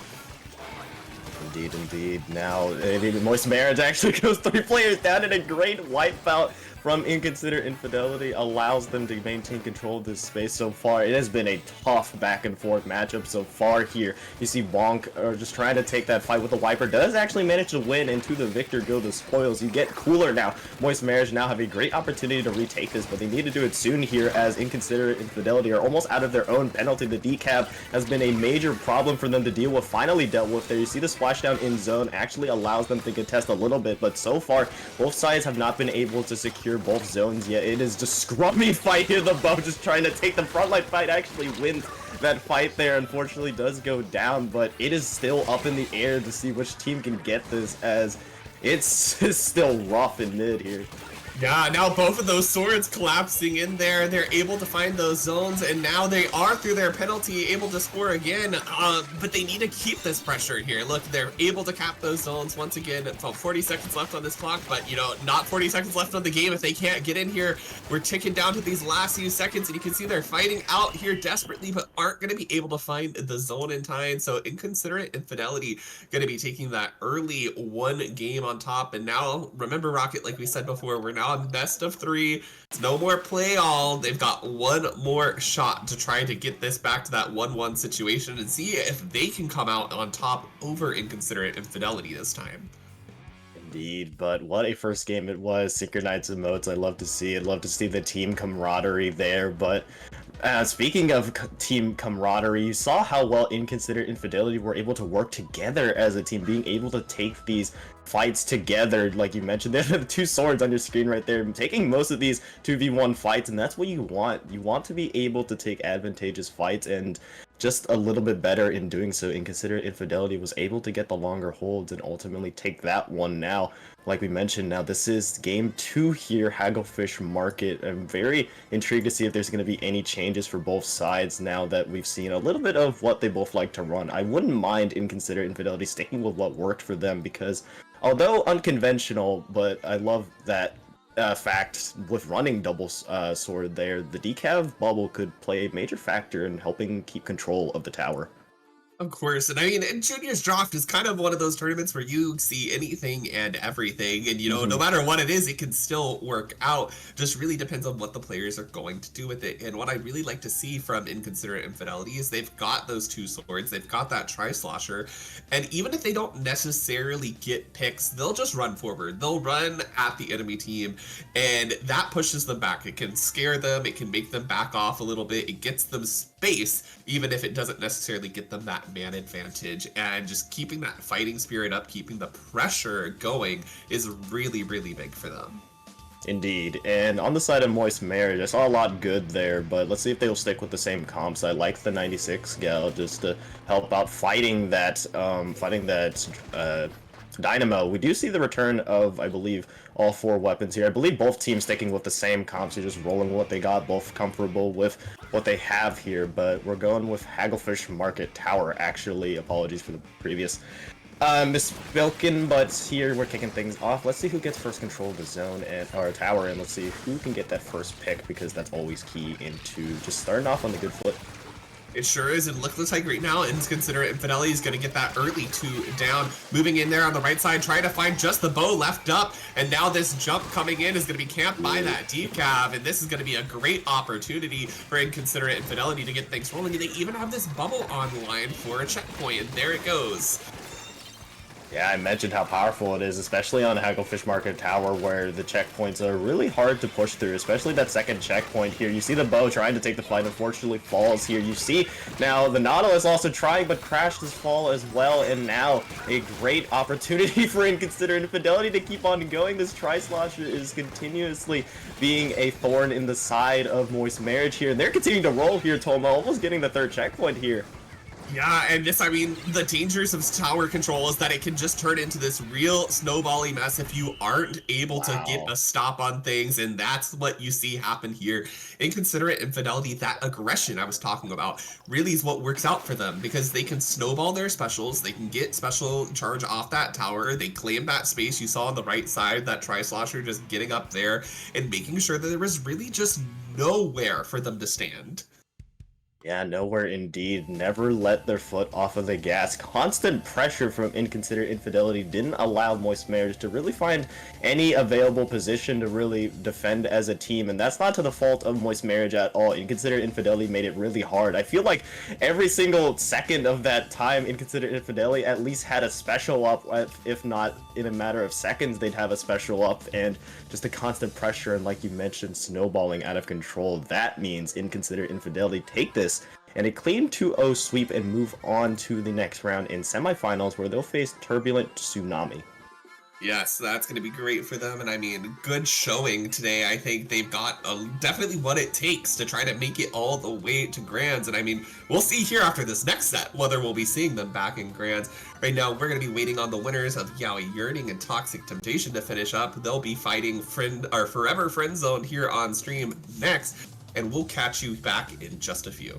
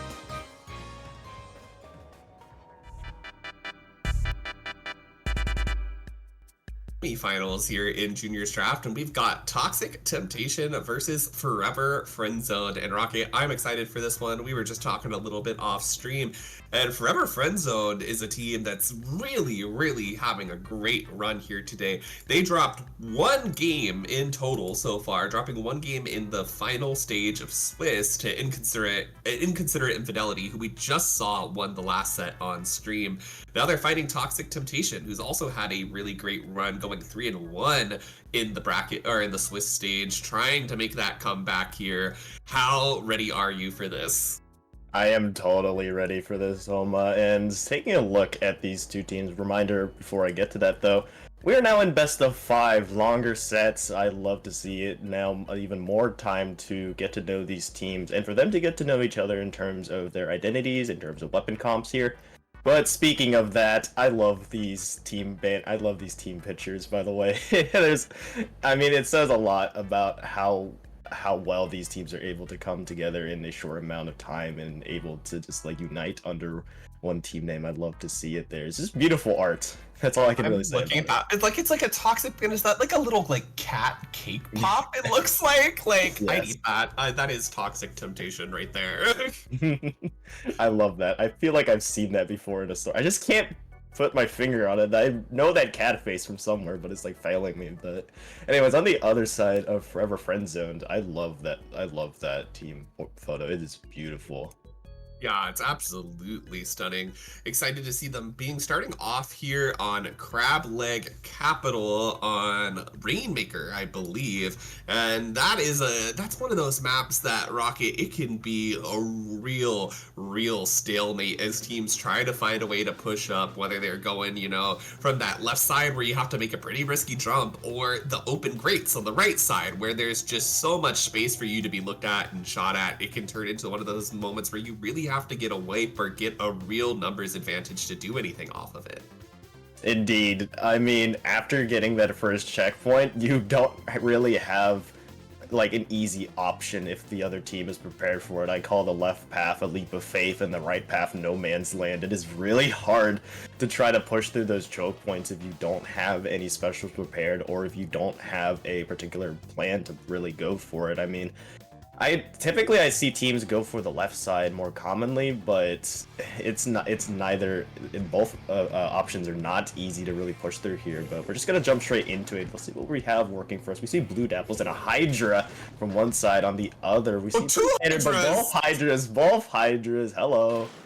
Oh, well, they're definitely going to have the range game here. Going to have a lot of pressure from that Hydra is putting out. It's going to make it really scary for that Rainmaker to really advance. But we see a very early pop from Forever Friend Zone, and they've already got this Rainmaker in their possession, wasting absolutely no time. The Hydra goes down. It looks like they're trying to look at an early dunk there on the left-hand side. Unfortunately, going down, but still able to get the dunk off. That is a great opening. Yeah, indeed, but you see Toxic Temptation try to recover quickly. However, they're ignoring the Rainmaker, who actually manages to take a really quick jump there, now down to 36. The points after the checkpoint, Toma, I feel, are so valuable because they're so much harder to get here, but already you see Forever Friend Zone down to 36 points off to a blazing start. You see that Reef Slider take out the Hydra on the side of Forever Friend Zone, though, so there might be a little bit of time to recover here. However, you do see one of the gals from Forever Friend Zone maybe trying to pull off a sneaky little flank here, maybe trying to get the Rainmaker will, and with that, Toxic Temptation go 3 players down, and that is a delayed wipeout. Yeah, that 52 was in a key position there to put a stop to that Rainmaker. They were just in the right areas that they needed. They pulled the attention away and were able to just get behind and kind of do that skirmishy game that they love to do. And now they're getting behind this pedestal too. It's just this Hydra. They're threatening a knockout here as this Booyah Bomb is the only thing left to try to stop them. They're going up that pedestal but not quite able to make it. But they still have an opportunity to pop here if they can keep enough pressure. Indeed, they have to be careful though if you're Toxic Temptation. You cannot allow any player to sneak here. Hawk will be the Rainmaker carrier, deciding to pick it up here. Maybe just trying to move it away from their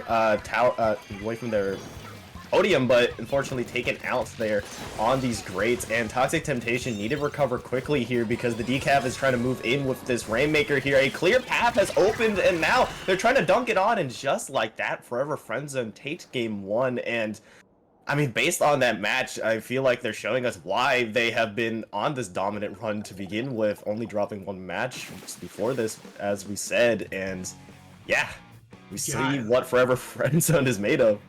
That speed Rocket is pretty unparalleled to what I think we've seen on the stream today. And you know, with Juniors drafts, a lot of these players still learning, still may be hesitant to take plays, so we kind of just see slower plays happening across the board. But Forever Friend Zone, they are anything but making slow plays. We saw how fast they got that dunk in like the first 30 seconds of the game, and they just kept running with it. That Rainmaker was in their hands any time that they were able to pick it up. They did not let it sit there. They didn't let it reset. They were there to push, and they were there to win.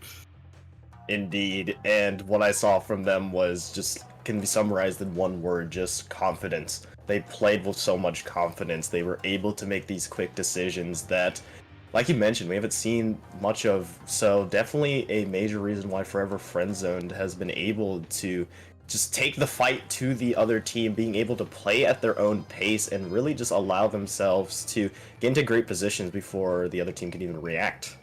Yeah, absolutely. I'm interested to see how it's going to translate here on Mako's Splat Zones in our next mode. If we're going to bring back those dueling Hydras, seeing these dueling Hydras from the two stacks trying to keep mid locked down, that's going to be an interesting fight. And, you know, whichever one is able to get a pick, I think can be really huge to which team is going to be holding a lot of map control. Indeed, indeed. And really interested to see if Forever Friendzone keeps with that double gal. It was those killer whales were really, really effective at keeping Toxic Temptation on their feet, not allowing them to settle down. And I feel like that was the key to keeping Toxic Temptation's Hydra just on the move. You do see the return of one Hydra. Will we see the return of the other? No, we will be seeing Whoa, a bamboo a and a Viper Deco. Oh, that's crazy, the bamboo. But honestly, it's really good. It's still a really fast, versatile weapon. It can be used for poking things out. It's got those super chumps, which can be really helpful on splat zones, honestly. And we see right now they are going to take that early lead on that zone. And that, look over here, the decap giving them no room to breathe under this ledge. They do have to watch out for the car coming in, though. It is going to flip that zone. Good old reef cheese. You know, can't avoid it no matter what tournament you're watching. Indeed, indeed. And now we see the gal continuously being a problem in the backline of Toxic Temptation. We saw a little bit of this in game one, Toma, and they're still continuing managing to take out Hawk there, and off of that pick, they're able to get their killer whale now, continuously applying pressure, trying to get up on this high ground just to contest the Hydra a little bit. Actually wins that fight off screen here, and already Forever Friendzone is down to 50 points and ticking here. 2 players down for Toxic Temptation. They need to regroup themselves. Maybe this Zuka can finally get something here, but so far they're on their back foot. Yeah, they definitely are, and that Zuka unfortunately not finding much value, but this Hydra might be able to find some picks, and the car going into the zone, maybe their opportunity to flip it. They get 2 down, but they've got to fight this Viper out of that zone and find the cap, which they finally do, putting a pretty hefty 52 penalty onto Forever Friendzone, but they now have to hold a lot of space and try to work through their own score to get down and flip that lead. Yeah, that bamboo is going to be a problem in terms of the amount of paint it can put out, not only because it's a pretty good painting weapon, but Fizzy Chumps is such a good painting sub-special combination here. We can already see it applying some pressure here already, as Forever Friendzone didn't waste any time at all getting into the zone, managing to take out 3 members of Toxic Temptation, and the flanking gal yet again trying to take out the car, won't be able to take it out in time as it finds 2. And now Toxic Temptation, again, a quick recovery on that, back and forward now with 2 minutes gone. Yeah, this gal is just really tearing it. Hell, this gal plays better than I do sometimes, Rocket, as it is just plowing through that back end of Toxic Temptation and really working hard to try to shut down everything, but unfortunately not going to be able to shut down that Zuka. But they do just create an opening now. You see this decap was able to get in there pretty easily and just stop them from putting pressure on that zone. Indeed, and now the penalty for Forever Friendzone is now under their actual point total here, so they can easily turn this around and continue to just keep going for that knockout, keep applying that pressure. However, Toxic Temptation are not budging at all. You see the Reslider go in and paint the zone now, forcing Forever Friendzone to go on the back foot. You see the Booyah Bomb as well to keep providing that space, but you said you had some specials. Here's my specials. Decap moving in with the bubble to try to take the space, and just like that, flip the zone yet again here, as the zone is very, very contested. Yes, it definitely is, and they're trying to get in, unfortunately not quite able to do so there, and we see that Forever Friendzone is still going to be holding this lead. They've got those missiles out. They've just got every tool in the book to keep this pressure online and keep it up. They've got, you know, specials online for Toxic Temptation, but unfortunately they go down on the back end as this gal once again finds a way back in, is going to be camping that jump too, and wow, but oh, I didn't even notice, the zone flipped in the background. I guess the dualies were able to flip that and get some points on the board, but you can see Forever Friendzone is wasting no time coming back in. They're like, hey, it's our zone once again. Indeed, indeed. Now ticking down Forever Friendzone, back in the similar situation. Now their penalty is under their actual point total here. Toxic Temptation are trying desperately to get in, but the But you see the bamboo is having none of it here. You see the fizzy being thrown out as well, and now no more penalty for for Forever Friendzone. The Booyah Bomb is going out. This could be the key thing to get Toxic Temptation into it, and they need to go now. However, it only paints a little bit of the zone. You need to go in with your entire team. They're trying to move in here, but still Forever Friendzone is holding strong. You see Hawk going in with the Reef Slider, but the picks are there. Forever Friendzoned and off to a blazing start again. They are now up 2-0 against Toxic Temptation. They are on a roll here, Toma. Yeah, they absolutely are, bringing that set to now 2-0, but of course we are in best of 5 now, so it does mean that they've still got an opportunity to reverse sweep, and I mean, I've seen reverse sweeps before. Look at this replay here, this Booyah Bomb trying to go in, trying to get that space. You see the Zuka paired off well of it. It's good special usage here, but unfortunately, you know, when the picks come in, when that 52 gal is able to clear out some players, all those specials just don't quite add up to enough to flip that zone. And just a little bit, not enough, unfortunately, there. But again, massive props to Forever Friendzone for being able to hold despite those specials being thrown at them. You had a Reef Slider and a Booyah Bomb being thrown at you, plus the Zuka to really apply that pressure. Toxic Temptation really just unloaded the chest of their specials there, but still, without faltering that much, Forever Friendzone able to hold on to that. Now we will be moving to Game 3, the potential deciding game here. If you're a fan of Forever Friendzone, we are looking at Tower Control Ship Shape, which is a very interesting map in terms of the distance between the checkpoints. It's really hard to keep the snowball thing going, but I mean, I wouldn't doubt these two teams can have their own strategies to it. I'm interested to see, though, do you think Toxic Temptation at this point would try to change things up? You know, I'm not quite sure. I would love to say yes. This is what I usually say. I would be like, oh, we gotta find something that, you know, is fitting better. It's gonna be working out better. But every time I've commentated this tournament, Rocket, I'm like, I make a prediction, and without fail, every time my prediction is wrong, because this is Junior's draft. It's just that unpredictable. You never know what's gonna happen. I'll be like, the team will be steamrolling. I'll be like, they're gonna keep this comp for sure. If it's not broken, don't fix it. And then like they'll load in, and then they're like triple ink brush, and I'm like, oh, okay, like what's going on here? But you know, what I will say, what I'm gonna say instead is, you know, whether they change comps or not, is that Toxic Temptation really needs to find the mental here. And this is something I talk about a lot, is that when you're down 2 games in a best of 5, it can be really, really easy to just trip up and feel that momentum slipping out from under you. But you've got to think about this set now 1 game at a time. It's no longer that you need to win 3 games. It's that you need to win the next game. And then the next game, it's that you need to win that game. You can't think about it as 3 in a row. It becomes a lot. It becomes overwhelming. So they've just got to calm down and focus on getting back together. And I mean, we've seen great plays out of them. Those special usages that we saw at the end of that game, even though they weren't enough to cap that zone, it was the right move. It was exactly what they were supposed to do and what they needed to do. It just unfortunately didn't work out. So they need to make sure that they're still just focusing on making those good decisions that we've already seen them demonstrate knowing how to do, and just keep calm and keep that cool. Indeed, I couldn't have said it better. The fundamentals are there. I love what I'm seeing a lot from Toxic Temptation. The score does not say everything. I mean, I'm seeing a lot of good coming out from them. It's just that these little mistakes here and there, they just have to clean up. But like you said, 1 game at a time, 1 step at a time can get you back into this here. I mean, if you're on the side of Forever Friendzone, though, I mean, a lot has been working well, switching over, being able to be flexible based on the map mode here. You saw one of the gals switch over to Bamboo. I would imagine we see another change here, maybe going back to the double gal just for even more annoyance on the killer whale, maybe a different weapon, maybe a blaster of sorts here, but like you mentioned earlier, it's hard to predict what happens in Junior's Draft, and that's the beauty of it. I love to see some chaos, I love to see some diversity, and I love to see something that just keeps us on our feet. It is literally my favorite tournament to commentate, because I'm just always like, what is coming next? What's gonna happen? Who's gonna make what play? Because you never ever know. And even when you see like very standard comps coming out, there was earlier, I don't even remember what match it was, but it was like a fairly meta comp, and I was like, okay, I know exactly how they're gonna play this. And like, they didn't play it at all how I thought it was gonna play. And it was like they were just rushing in. There was like fairly standard backline weapon that was just like, I'm gonna, like, we saw the Tri-Stringer a few matches ago that was like playing like a front line and sometimes even winning, getting picks, which is crazy.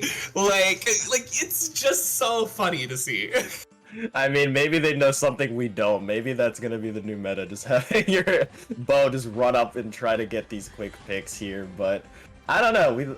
Again, that's the beauty of it here, but we're taking a little bit of time here, as I'm sure these teams are trying to get resituated, maybe trying to see what has worked, a little just analyzing here, because yet again, there's a lot on the line. This is our potential last game. If you were a fan of Forever Friendzone Toxic Temptation, this could be the start of a reverse sweep here, as semifinals, we're just waiting, as I believe the other side of this semifinals bracket is still ongoing, as Inconsiderate Infidelity are up 2-1 against Turbulent Tsunami there, so that match, so no team has actually been able to punch their way into grand finals yet, as both these have been pretty hard-fought sets. Yeah, it seems so. And I mean, on the other side, like we saw Inconsiderate Infidelity on that first set, and we saw just the aggression, the forward power that they had. So Turbulent Tsunami right now hanging in, taking a game off them is really, really good for them. Obviously, we don't really see what's going on in that set, but that 2-1 at this point in time right now tells me that, hey, both of these teams are probably pretty big threats coming up, and whichever one of them makes it to grand finals, I'm sure is gonna give the other team a run for their money. We're at that point of the tournament, I think, where everyone is really starting to shine. Indeed. I mean, when the lights are brightest, this is where people really are able to just differentiate themselves here. And I actually want to give a little look-see over at the beta bracket here, the other teams here, in that you have Pasta Polycule versus Party Homewreckers, with Pasta Polycule up 1-0 in semifinals. On the other side, Romance Rejects versus Unrequited Union. That is a 2-0 advantage for Romance Rejects here. So if you're interested in how the other bracket was going, there it is right there. But yeah, hard-fought matches being fought everywhere during this entire tournament, and very, very satisfying team names to say. Yeah, there's, I mean, fun team names all around here. I'm really interested to see it coming out. It looks like we're actually having, it looks like maybe somebody had to go, something was up. We're gonna be switching, and Kai is coming in on the side of Forever Friendzone. So we will be seeing at least some sort of change coming out from them, and I'm interested to see how that's gonna be playing in. Indeed, and maybe just adding a little bit more of a different element here. Now, whether that change is going to be a good or bad one, we'll have to see, because, again, Chaos, love to see it, and I'm just itching to just see what they're going to be rolling out here, because both comps have been very unconventional, so who knows? Like you mentioned, they might pull out something, 3 weapons, maybe 4 weapons here. I know I'm very familiar with that. If you saw the previous FTIU, I apologize to the other team. We ran quad sploosh, but we'll have to just wait and see if they'll be doing something chaotic like that here. But yes, we're almost there, so just be a little bit more patient, but mainly just saying that for myself, because I'm just ants and just waiting to see what they got for us. Yeah, I'm excited to see too, especially with that comp change that's going to be coming out for Forever Friendzone. You know, if they don't have the aggression that they had in those previous games, then it's going to be really maybe difficult for them to be able to answer to Toxic Temptation's really well-placed specials and timing that they've had throughout these past games. And Toxic Temptation might be able to find a little bit more off those pushes. It may be the opportunity that they need to really get some steam and some momentum in their stales. Indeed. And a reminder as well, what's on the line is the beautiful Sendu crayon badge. I love it. I love that badge that we've got recently here. It's amazing. It just really shows, it fits with the whole juniors draft theme, the entire like teacher school type theme. I love to see it. It's literally my favorite badge. I have it set as like my preferred badge on my profile, because it is like it is actually so great, and like the bite out of the blue crayon is just like it is the cherry on top. I actually didn't notice that until now. That's actually amazing. Yeah. True crayon eaters we have here, but anyways, yeah. Yeah, I Yeah, dare that's say it's the best badge on Sendonami. Indeed, it's probably like that, and I think that recently as well there was like a Hatsune Miku badge that got introduced as well. Oh, I want that badge. I want that badge so bad. I want the Hatsune Miku badge. Yes, it's beautiful. It's amazing here, but yeah, just still waiting for these teams to go out. Let's see if there's been any updates in terms of the other matches here. Let me reverse the page a little bit to see if there's anything going on. Doesn't look like it anything for Alpha Bracket at least. Switching things over to Beta Bracket, we have actually a now 1-1 set between Pasta Polycule versus Hardy Homewreckers. Still pretty contested there, but despite that, not really any other changes anywhere else. Yeah, I mean, that's just showing that, you know, the fact that these sets aren't over, it's that they're going back and forth. They're having a lot of, you know, these are not really quick KO games. They're going the full 5 minutes. They're going to be going in with a lot of action and just tense moments, I'm sure, that we're going to be seeing coming up here soon. I'm really excited. And, you know, Ship Shape, honestly, okay, so this is one of those maps that I feel like people have really split opinions on, and funnily enough, it's one of the ones where my team, no one likes it on my team, but we do so good on it. It's like we were talking about it, it's like, it's a bad map, but it's our map, and that makes it endearing to me. I love this map, so I'm excited to see what they're going to be doing, especially around, and it's always that, second checkpoint that can be really difficult. You're surrounded by high ground. There's so many areas to attack the tower from that are pretty shielded that the person on tower can't attack you from. So you really have to focus on sending somebody up that side jump and trying to get them behind and just really flushing out the defense as best as you can. And I think it leads to some really awesome moments if you can get a really strong Slayer up there to shine. Yeah, I kind of compare it to Hagglefish Market's second checkpoint. It has a lot of those similarities with it being a very hard choke point, and like you mentioned, needing to get a player up there, needing to get a Slayer or Skirmisher up there, really to just try to contest it, or maybe a special such as maybe Trip Strikes, maybe Bubble, just to be able to create that space for you to operate here. That's the key. Now, specials have been seen to be like kind of flashy. You want to get the pick, maybe an entire team wipe with it, but sometimes these specials can really shine just by creating space, and that's really the beauty of it, just being able to do the dirty work. And you may not be shown to, might not have the spotlight being shined on you, but I definitely recognize it. I definitely recognize some well-placed specials there, and hey, even if it doesn't create any picks, it can create opportunities that can lead into picks. Yeah, and I know, at least on the side of Toxic Temptation, I'm looking there at that Hydra that's been coming back. If they're going to continue to bring it out, is that Booyah Bomb is really, I think, going to be a good key to kind of clear out that top area near that second checkpoint. It gives the opportunity for one of their Slayers or Skirmishers to be able to make the jump from tower over to the right without facing a lot of fire or bombs or anything else, and give them that opportunity to set up. That Booyah Bomb is going to be, and I mean, it's just, of course, it's a general GG special on tower control, right? But I think it's even more important and has a lot more use here on Ship Shape. Indeed, and a little update from our Alpha Bracket here. You see Inconsiderate Infidelity and Turbulent Tsunami. They're now tied 2-2. They're going to Game 5 for all of the marbles here. Only one of those teams will move on to the Grand Finals. The other will be knocked down to the third place matchup there. So, again, tightly contested sets, and I mean, that score just says it all. Oh, that 5. Now that that's a game 5, I am even more excited now for Grants. Like, just seeing that, you know, like I said, we saw them before we saw how aggressive they were. So, Turbulent Tsunami, who I don't know if they were on stream earlier today. I don't remember seeing them. But of course, I was doing other things behind the scenes. Is that they have to be bringing some force. They have to be a force to be reckoned with to be at that 2-2 right now. So I know whatever we're cooking for Grants right now is going to be amazing. Indeed, these remaining 4 teams in Alpha Bracket are so closely knit together, and here we are now for Game 3, the long-awaited Game 3 here. Let's see what we have in store for us. Still rolling with the same comp on one side. On the other, we're seeing a Brella being brought out. I love to see it. Brella, Vanilla, Nautilus, Decav, and High on that Zap for Cooler. Both sides running a Cooler Zap.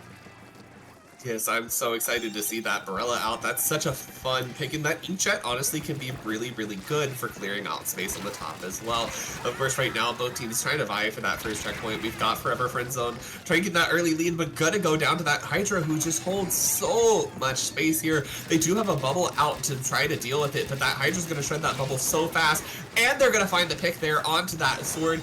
And looking at that Inkjet, if they're able to find it too, that's huge. That's a great defense from the side of Toxic Temptation. Yeah, now this Hydra just trying to position itself on the tower, trying to get that high ground. Booyah Bomb is available. They elect to use it. You saw the Reef Slider take out one. I believe the Zuka took out another, and there are all the specials online and went for Toxic Temptation here. However, Forever Friend Zone did find the evening picks. That Jet is actually canceled out by the Hydra. Well shot out there. But now you see Toxic Temptation being able to take the lead here with Cooler, and now they're trying to look to snowball this out of control. Yeah, this is huge for them. That Hydra was able to hold so much space. You saw them just making sure that no one was able to approach that tower. And they've got another Booyah Bomb online as well. Just the Brella left up to defend here at the moment. They do have Inkjet online, and they get the trade with the Hydra. So not going to be able to completely stop Toxic Temptation here, especially as the Zuka comes out, but able to delay it just a little bit. The fight going out here on the towers, this Decaf is just trying to desperately find that pick, but not going to be able to do so. It looks like Toxic Temptation is really starting to find their foothold. Indeed they are, and what a push it was. You see the Dapples managing to find one, maybe trying to get the jump onto the Brella. Unfortunately is pushed back here, but Hawk on those Dapple dualies has been a key factor for Toxic Temptation and the spearhead of most of their pushes here. Still though, they are still here. Toxic Temptation, that is a great bomb kill, will take out Shadow. Now 2 players fall for Forever Friend Zoned, and look at the amount of space they have, Tomo, to really operate with. But like you mentioned, the second checkpoint is really hard to push through. Yeah, and unfortunately that Hydra going down does mean they're not going to have a Booyah Bomb available to them, but they do have a Zuka, which finds one, is looking to try to find more. Unfortunately, not able to find a second pick off there. The Nautilus moving in here on the side. They are able to look like they're starting to flush out Toxic Temptation, and Forever Friend Zone may have their opportunity to try to make a second push here in this game, as they've got this Nautilus set up, they've got the rain set up, they've got jumps here. They're just having to watch out as these Dapple Dualies move up the side, and the Dapple Dualies are going to put that early stop to it. Indeed they are, and now the Dapple's trying to go in yet again, is punished this time though by the Brella, and on the tower with that bubble is the Decav, actually now electing to try to take the front line here, as another player from Forever Friend Zone will be the designated tower rider. Though they do go down, they are at the first checkpoint. They haven't eaten through it quite yet, as actually Toxic Temptation have been able to recover really effectively. You see the Squeezer is almost a Zuka as well, maybe electing to use it here. Liz just trying to see if they can find some value out of it. Will actually assist in getting one pick as well. You see the Booyah Bomb went out as well, but you see Ice Brella does have that Jet looking for that Squeezer, does find him. Yeah, that is a great moment there for them. Now, the Zap going to be moving around here, seeing if they can get a flank off. Unfortunately, spotted out by that Decaf means that they're not going to be able to get so much pressure on there. They're trying to get this push here. They got 3 down this night. Their opportunity to finally get something really going. They are going to have to back off for just a second, as that Zap is putting a lot of pressure on that tower. But now with a bubble, it looks like this is going to be an easy checkpoint break for Forever Friend Zone. Indeed, but this distance between the first and second checkpoint is going to be a brutal trek. You see the jetpacks just trying to apply some pressure on the left side here, but they're turning that really long trek into an easy waltz here, as actually they're able to knock it down to 30. However, Toxic Temptation finally rallied. The Decaf manages to slice through 2, and you see now the Zap just trying to see if they can recover from their team. Now with a third, Octo Gaming trying to go for the full team wipe here. Now specials going out and online for Toxic Temptation to try to contest this in the waning seconds of this match here. It is still a hard-fought defense for Toxic Temptation as they try to maintain the lead. Yeah, and they are doing that well right now, but they have to keep this pressure up. You see the Jet coming out is going to be huge. They're 2 down on both sides. The Zuka's coming out. Everything's collapsing down on the tower. It's just the Zap left up. here we go. This last fight, they've got jumps in too they have to take care of, but it looks like Toxic Temptation able to hold on to that lead. And now with 12 seconds remaining, it's going to be a real scramble for Forever Friendzone to try to get to this tower. Indeed, Octo Gaming really the only player in position to try to make that happen. Slices through too. That is the power of Decap in these close situations. However, they do go down. The Brella is there to just provide a shield, and now that is a 3-player wipeout situation in favor of Forever Friendzone. This last fight will decide the game here, Toma. This is going to be an important fight. You need to get specials online. The Zap does have cooler available, but you need to make sure you don't step off that tower if you're Forever Friendzone, which they unfortunately do there as Toxic Temptation rallied at the end and take game 3. That was a great play. I think we saw the dualies that were diving there at the end to take that tower back just in time. And Rocket, like, wow, what a close game. I think that Toxic Temptation really now has found that wind in their sails. And, you know, now they're set up, I think, to be able to try to make this comeback. That's all it takes sometimes, one step at a time, the confidence boost that you need here to really allow yourself to say, hey, this team is beatable. We just did it, and they are 100% beatable here. Now it's just us, it's just up to us to really play our best game, try to focus up, and really just able to rally together. I mean, we saw it right there at the very end. They were able to rally together at the end and take very advantageous positions in the high ground and being able to just put up an iron wall there at that last second comeback attempt. But game 4 will be coming up next, and what do we have in store for us? We'll be having Clam Blitz Umami Ruins. Oh, this is a map too that I wasn't fond of initially, and the more and more I've played it with a little teammate whispering in my ear that Umami Clams is good, the more I have loved this map, Rocket. It is so much fun. Playing around mid can be a really, really great time. And you know, the clam economy on this map too is really one that's interesting because you can really hold that space forward in that map, and there's a lot of clam spawns that, you know, circle back by that ramp and around mid that make it pretty easy and pretty fast to cycle clams and get pretty big scores. Indeed, I would imagine Octo Gaming actually doesn't stay on that decav. I would have thought maybe going for that bubble. Instead, elects to go for Octo Shot here. So you will have the ability to have those trip strikes as well as the Booyah Bomb from the Hydra, which has returned on the side of Forever Friendzone. On the other side, not any changes from Toxic Temptation. They've just been holding firm with what their comp has been going with. Again, the confidence from them, just to know that this is their main stuff. This is what has worked for them in the past, and let's see if it can continue for them. However, you do see Forever Friendzone have strong control of mid and have a 22-7 clam advantage here. Yeah, this clam economy right now is huge for them, and that Hydra holding down that space on top mid is going to be key. They got that Booyah Bomb at the ready if they want to try to create an opening, and here it comes. Let's see if they're going to capitalize off of it. That Booyah Bomb coming in, the power clams trying to move in, but you see it's being stopped by everything being thrown at it. They're going to find 2 down, but 2 down on both sides actually means that this still is going to kind of be a stalemate situation. Both the Hydras dueling it out, but Toxic Temptation claims it up, and this may be their opportunity to find their way back into mid. In the blink of an eye, one defense is all it took for the clam economy to be even out. Now, you see Toxic Temptation find one with that Zuka, and the Booyah Bomb has already been placed out here. So now the space needs to be collected really, really quickly as Forever Friendzone are trying to make sure that doesn't happen. You saw the Reef Slider going at the trip strikes and countering acting that.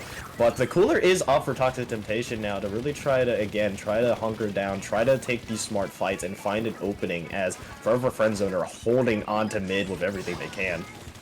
Yeah, we're going to be moving up here on that right, trying to see, but no, we're going to peel back after those missiles, excuse me, come out, and the Booyah Bombs come in too. Forever Friendzone really using those specials to try to create that space, and the Wiper even on the back end was almost not seen there for a second. And finally, Toxic Temptation has this full wipeout. This is their key. No hesitation. You need to run forward. You need to take mid right now. Yes, you need to take this mid. However, a 2-for-1 trade will be had on the back there, so maybe slowing down Toxic Temptation's push a little bit, losing a little bit of steam as they again, they're forced back to this choke point that they've been at for a majority of this match so far, and now we're looking at almost halfway played through this, and neither team has been able to get a score. However, Forever Friendzone has been able to put themselves in the position to succeed, so the Toxic Temptation need to make something happen because eventually that wall will break and they cannot afford to run that risk. Yeah, and a huge pick onto the Hydra there, and now we see we're just moving in. The Zap is doing a great job at applying pressure. Or, this is not the Zap, that's the shot, my bad. As they're able to find some great picks, they're able to get this basket open. Doesn't look like they have a lot of follow-up here, Rocket, but this is the first score of the game within 3 minutes, so it's very possible that, you know, this may be one of those games that, like we saw earlier, where there's just one basket open, and that may be it for the entire match.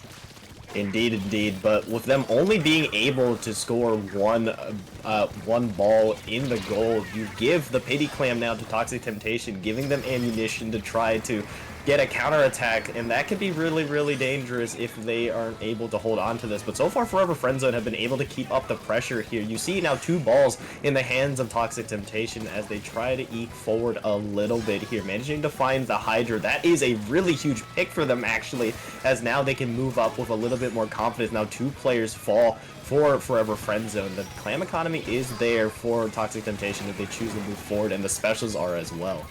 Yeah, we just keep seeing trades coming in on that overhead. We just trade after trade, people going down, not really able to quite make space off of it on either side. As you see, just kind of these scrappy fights right now happening around mid, specials coming out, and really neither side is able to get anything off of it at the moment. But look at that, finally we see one fall, make it 2, when we're seeing trades on both sides, but this may be the opportunity. You still have more people online under Toxic Temptation. Try to get forward, try to take mid if you can. You've got this Reef Slider to go as well, but there's strikes to answer it too. It's just so much going on right now as these specials and everything keep trading out, but finally we start to see a definitive shift happen here in mid. As 3 go down on Toxic Temptation, this is going to be the opportunity for Forever Friendzone to try to get another score in. Yeah, and that was a huge defense as well, not only being able to hold Toxic Temptation's defense, but managing to take out 2 of their balls as well. Now 20 seconds left in this match, in regulation at least here, as the ball is actually dropped from Toxic Temptation. They need to pick it up here if they want to force overtime. However, the charge strikes are there here. The Dapples elects to actually take the fight and actually manages to find 2. The ball is picked up and the goal is actually scored in the back there. I actually missed that a little bit. Now 3 seconds, 2-1, and now overtime looms here. Toxic Temptation are running out of time. Yes, they are. Forever Friendzone really just needs to hold this defense down. That Hydra doing a great job at doing so, finding 1 pick and 2 there that really matter, turning around, and they just have so much range and so much pressure going forward that it's making it really difficult for Toxic Temptation to find that path, and that is going to be all she wrote. Forever Friendzone going up 3-1. They'll be heading to Grand Finals. Yes, a hard-fought set indeed, but they take the gentleman's sweep over Toxic Temptation, had a little bit of a scare in Game 3, recovered well, took a deep breath, and won that one in a really, really convincing fashion there. They were able to hold on to mid. I feel like the entire match there, I mean, up until the very end, I believe this was the farthest Toxic Temptation were able to step into the side of Forever Friendzone's map, side of the map, and that's just goes to show how well Forever Friendzone is able to hold on to these key positions. So with that, Forever Friendzone moved on to Grand Finals. They will be facing Turbulent Tsunami there, as they are the team to take down Inconsiderate Infidelity. Meanwhile, on the other side, Toxic Temptation will face Inconsiderate Infidelity in the 3rd place match. Yep, I'm so excited to see that. And beta bracket now is to reaching its climax as Pasta Polycule is facing Romance Rejects in the grand finals over there, with Hardy Homewreckers and Unrequited Union on the 3rd place match over there. So, you know, things are heating up as the tourney reaches its end on both sides of Alpha and Beta bracket. We've got still some great Splatoon action coming back to you momentarily.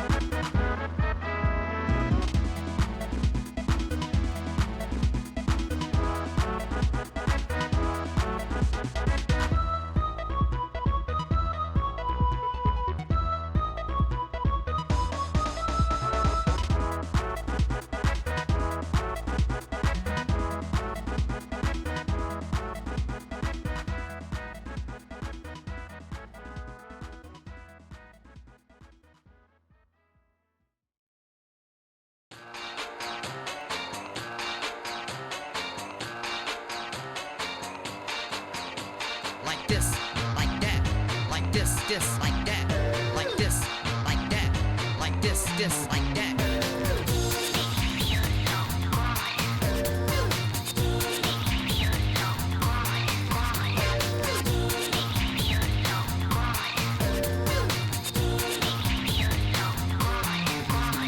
Like this, like that, like this, like that, like this, like that, like this, like that, like this, like that, like this, like that, like this, like that, like that, that. I like it, I like it. I don't like it, not at all. I don't like it, not at all, not at all. I don't like it, not at all.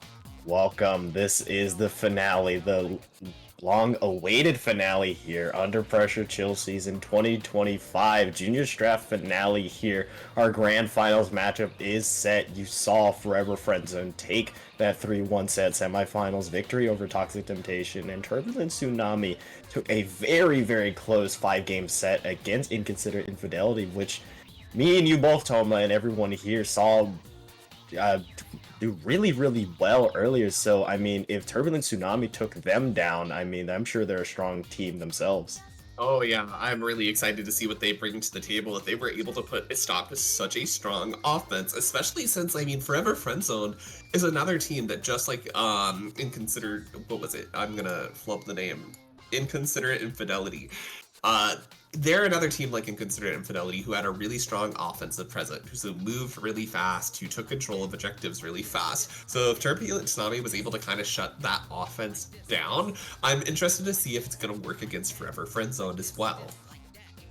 Indeed, indeed. We've gotten a little bit of a peek into what Forever Friendzones has ran, but now it's time for Turbulent Tsunami to show us why they're here. I mean, they've already proven it by making it here already. Here's a strong team, I'm sure, but they're just gonna have to show it in the game. And what game we'll be having here? We will be starting off with Splat Zone's Hagglefish Market, which is a very interesting map mode to start off with because I like to think of it as the sandbox map mode for competitive Splatoon. This is where teams really get to show their identities. Yeah, I'm really, really excited to see what is going to be going on in Clamblitz. Oh my god, not Clamblitz. I am reading something else at the same time. At Splat Zone's Hagglefish. And this is kind of, I mean, the bread and butter map, right? One of the bread and butter maps of Splatoon 3 with Splat Zones. It's very, very neutral. It really allows a lot of different team compositions to be able to flourish. So it's going to be that kind of opening neutral ground for these teams to figure out how they play against each other.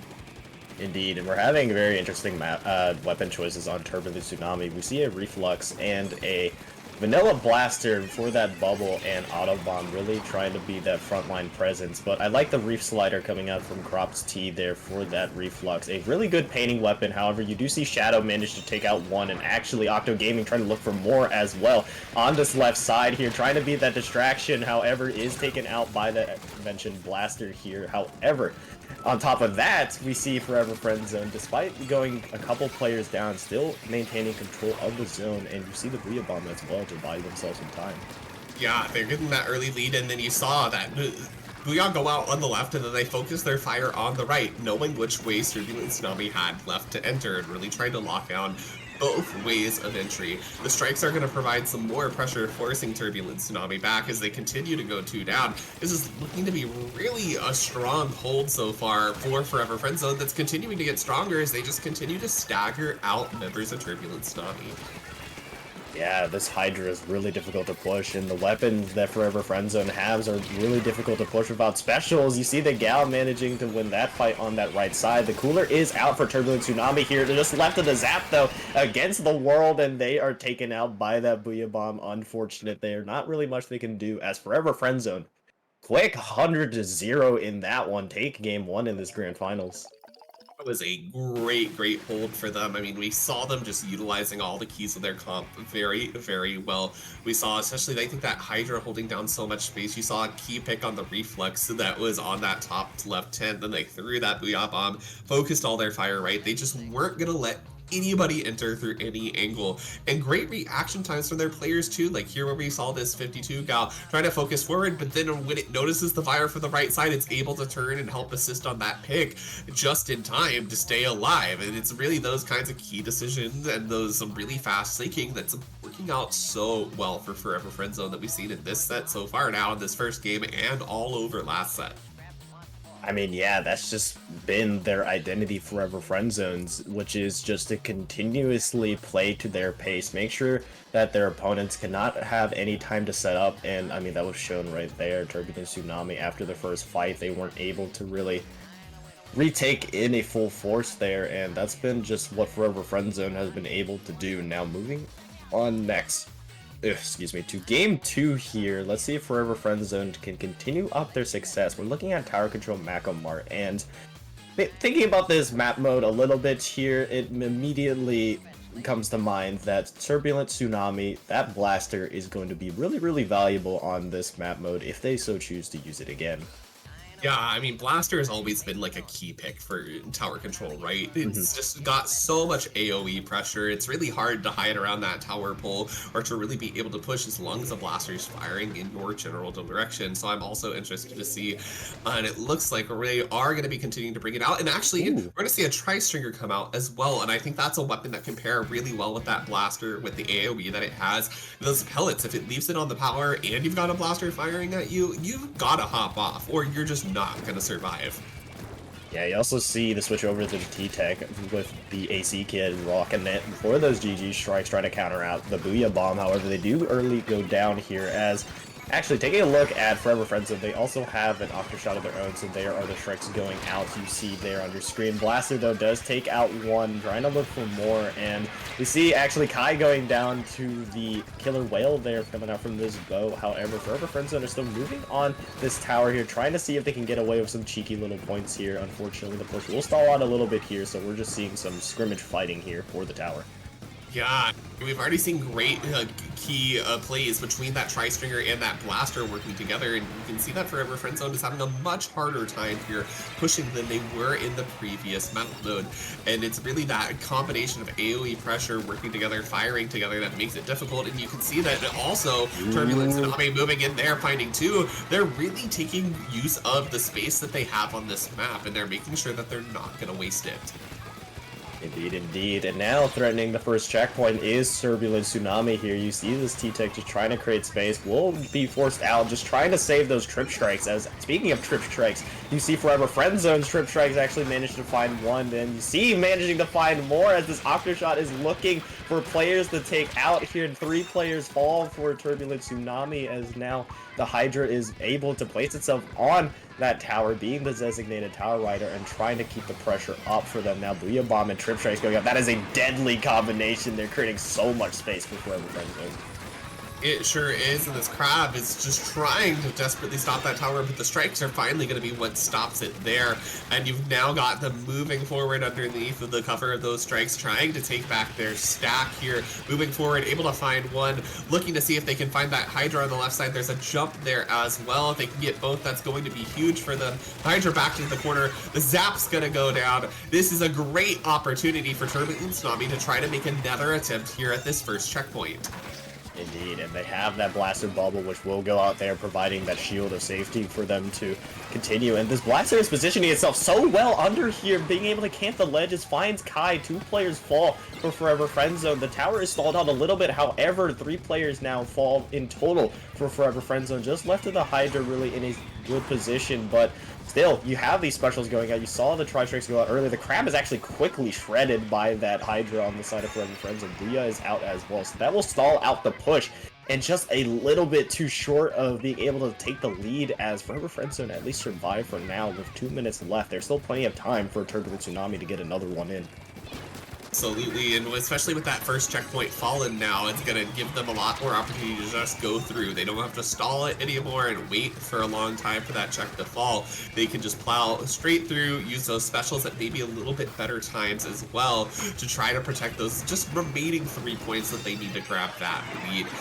And speaking of specials, the Tri-Strikes are going to come out a little bit early here to see if they can get some space alongside that whale, but it looks like, unfortunately, not able to take too much off of it. They are able to eventually find one, but now you've got strikes on the side of Forever Friend Zoned as well.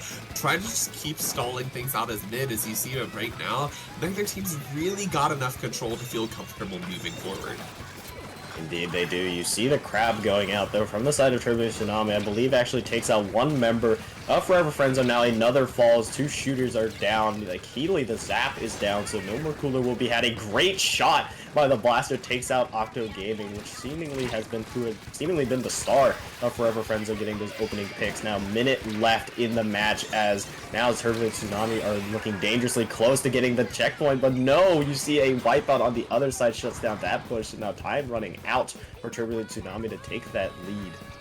They just need to be really careful here, Rocket. 40 seconds left in the game doesn't look like a lot, but with no checkpoints stopping a lead flip, it's not really actually too far off. And you can see right now as they're going 2 down and this mid is starting to really turn purple, it could be dangerous if they don't get a huge pick. And Octo Gaming actually there with what's going to be a huge key pick, throwing out those strikes alongside that whale now. They just need to try to keep Turbulent Tsunami on their toes, and they're definitely looking like they're able to do so far. 15 seconds remaining in this game. We do start to see the grasp they have on this map start to slip. They've got the whale coming out to try to move that Hydra. They just really need to take space moving forward. They need to find a pick onto that zap. That's going to be huge. The strikes coming out maybe a tad early here, though.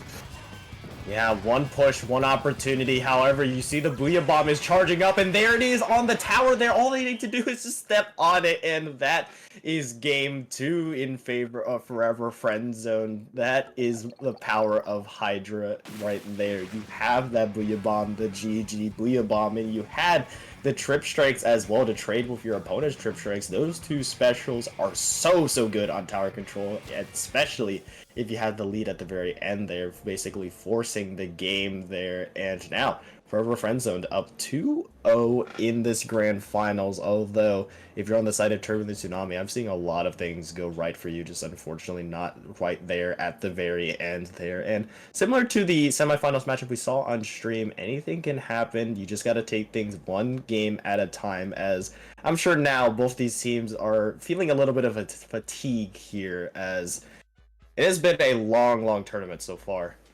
Oh, it absolutely has been a long tournament. And, right now, I think that's going to probably give the drive to Forever Friend Zone. They want to clear it out here more than anything. They don't want this to start to slip away from them. But on the other hand, Turbulent Tsunami, they have their backs up against the walls, and you never want to underestimate a team like that, because they can always come out with some ferocity that you're not expecting. Indeed here, but again, Turbulent Tsunami, a lot has been working for you. You just got to take things one step at a time, and that first step potentially is going to be on Barnacle, and it's going to be, actually no, I think it's going to be on Clamblitz Umami, if I'm reading this correctly here. I do think it's actually going to be Barnacle and Diamond. It's like a little bit of a change up in our map list, looking into the match chat from Elemental here. Barnacle and Dime is it's a really fun one. I think it's because we just saw Clamblitz Umami in the last one, so we'll go to a little bit of a different map this time. I don't mind it at all, though. I love Barnacle and Dime. It's a very open map here. Not really that many changes between both sides. We don't see the Hydra return on one side, though. We see the return on Forever Friend Zone to that Brella there. Brella, aptly named Brella, has been really good with using their ink jets as well. So now Shark in here just trying to see if they can find a cheeky little pick onto any Turbulent Tsunami member. Is forced out by that auto bomb, but already a cooler is up for them, so now they can maybe take some fights with a little bit more confidence. Yeah, they can, and they're already moving up here. Look at that Perella getting a great pick there for Forever Friend Zone. And they've got 7 clams to boot, already almost ready to make a power clam here as they're just rushing in. And, well, they don't see the power clam on the top. They're really going to just go for the tri-stringer there, but they are at least able to open this basket. And that's kind of what we've seen. Forever Friend Zone's really good at getting in here, getting these pushes and getting those baskets open, but unfortunately not really having too much follow-up. But as long as they can get that pressure up, hey, they chip that basket down or that score down 10 points at a time, hey, that's still points. Indeed it is, and now you have Cooler up for Turbulent Tsunami. However, they do have the Pity still waiting for them.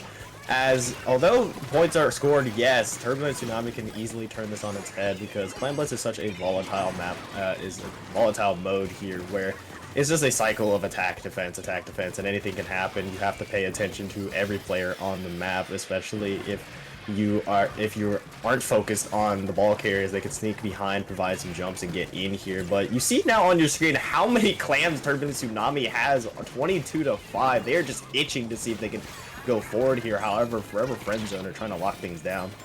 Yeah, they are, and they're already forcing back the members of Turbulent Tsunami. They've got that Inkjet on the line too, as you see now, is just that zap that kind of was left open.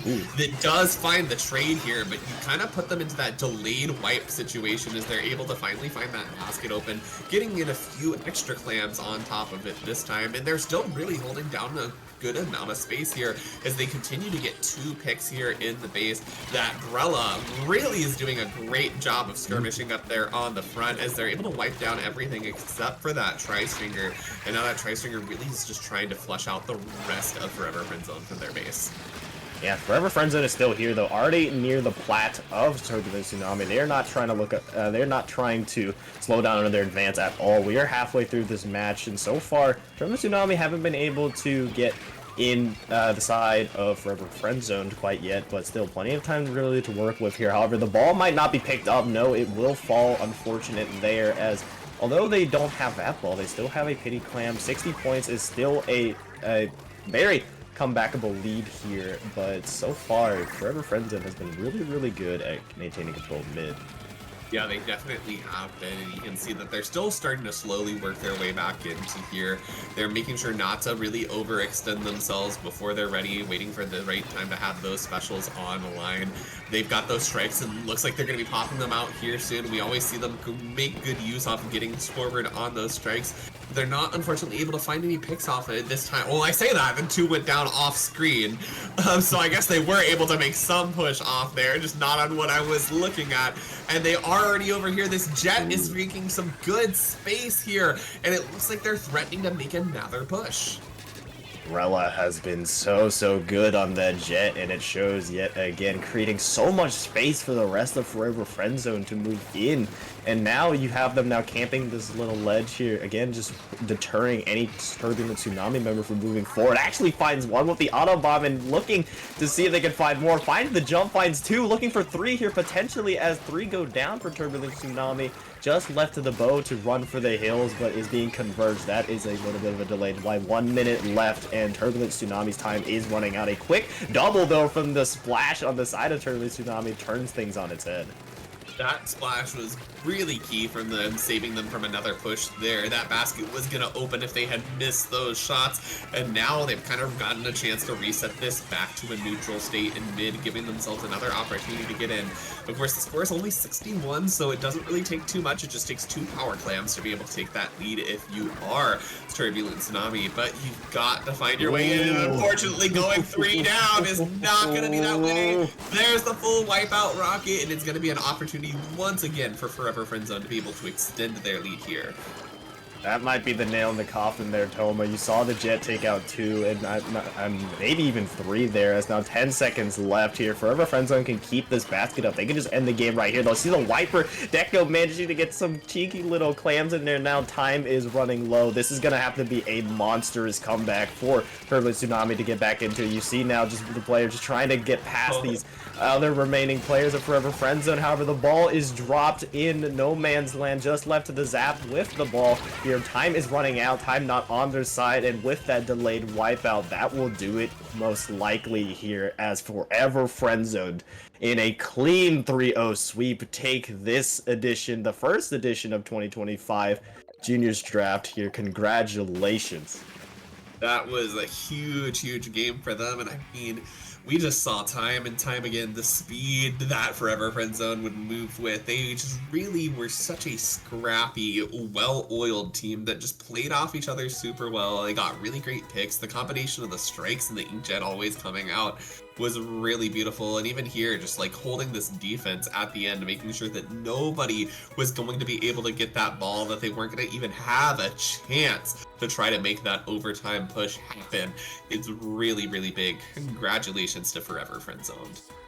Yeah, and I know I was harping on it a little bit during that match, but I mean, you gotta think that Brella was a key factor in Forever Friendzone's win. I mean, those jetpack picks were so crucial into getting the push going and really opened the floodgates to what looks like Forever Friendzone just pulling away from Turbulent Tsunami. That, as well as the entire team really being able to hold on to mid. Octo Gaming, Shadow, Kai, all these players from Forever Friendzone were able to maintain space, and that has been the common theme Forever Friendzone. So congratulations to you. Now taking a look at the rest of the brackets here, Toxic Temptation, Inconsiderate Infidelity tied 1-1 for third place.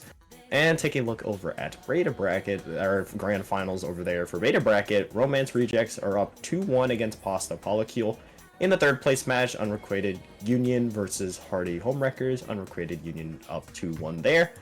But I think that will do it for us here for our coverage of Juniors Draft. Again, thank you for watching. Congratulations to Forever Friendzone for winning this edition of Juniors Draft. But before we go, Toma, where can the people find you online? Of course, you can find me at Crest of Gautier on Twitter or toma.inkling.social over on Blue Sky. Rocket, where can the good people find you? Yeah, you can find me at Rocket_Splat on Twitter. You can find me at Rocket1 on Blue Sky. I believe, if I'm not mistaken, you'll also find both of us, Toma, in H-Town, Splashdown, coming up in March. Isn't that correct? Absolutely. So, Texas, Houston, if you've got, some local action that you want to see, or if you just even don't want to play, you just want to come watch some action and you are a Houston local, be sure to come there. Come catch me and Rocket there. It'll be a fun time. But thank you, everybody, so much for tuning into Juniors Draft Chill Season. Congrats to Forever Friendzone, and we will see you all next time. Take care.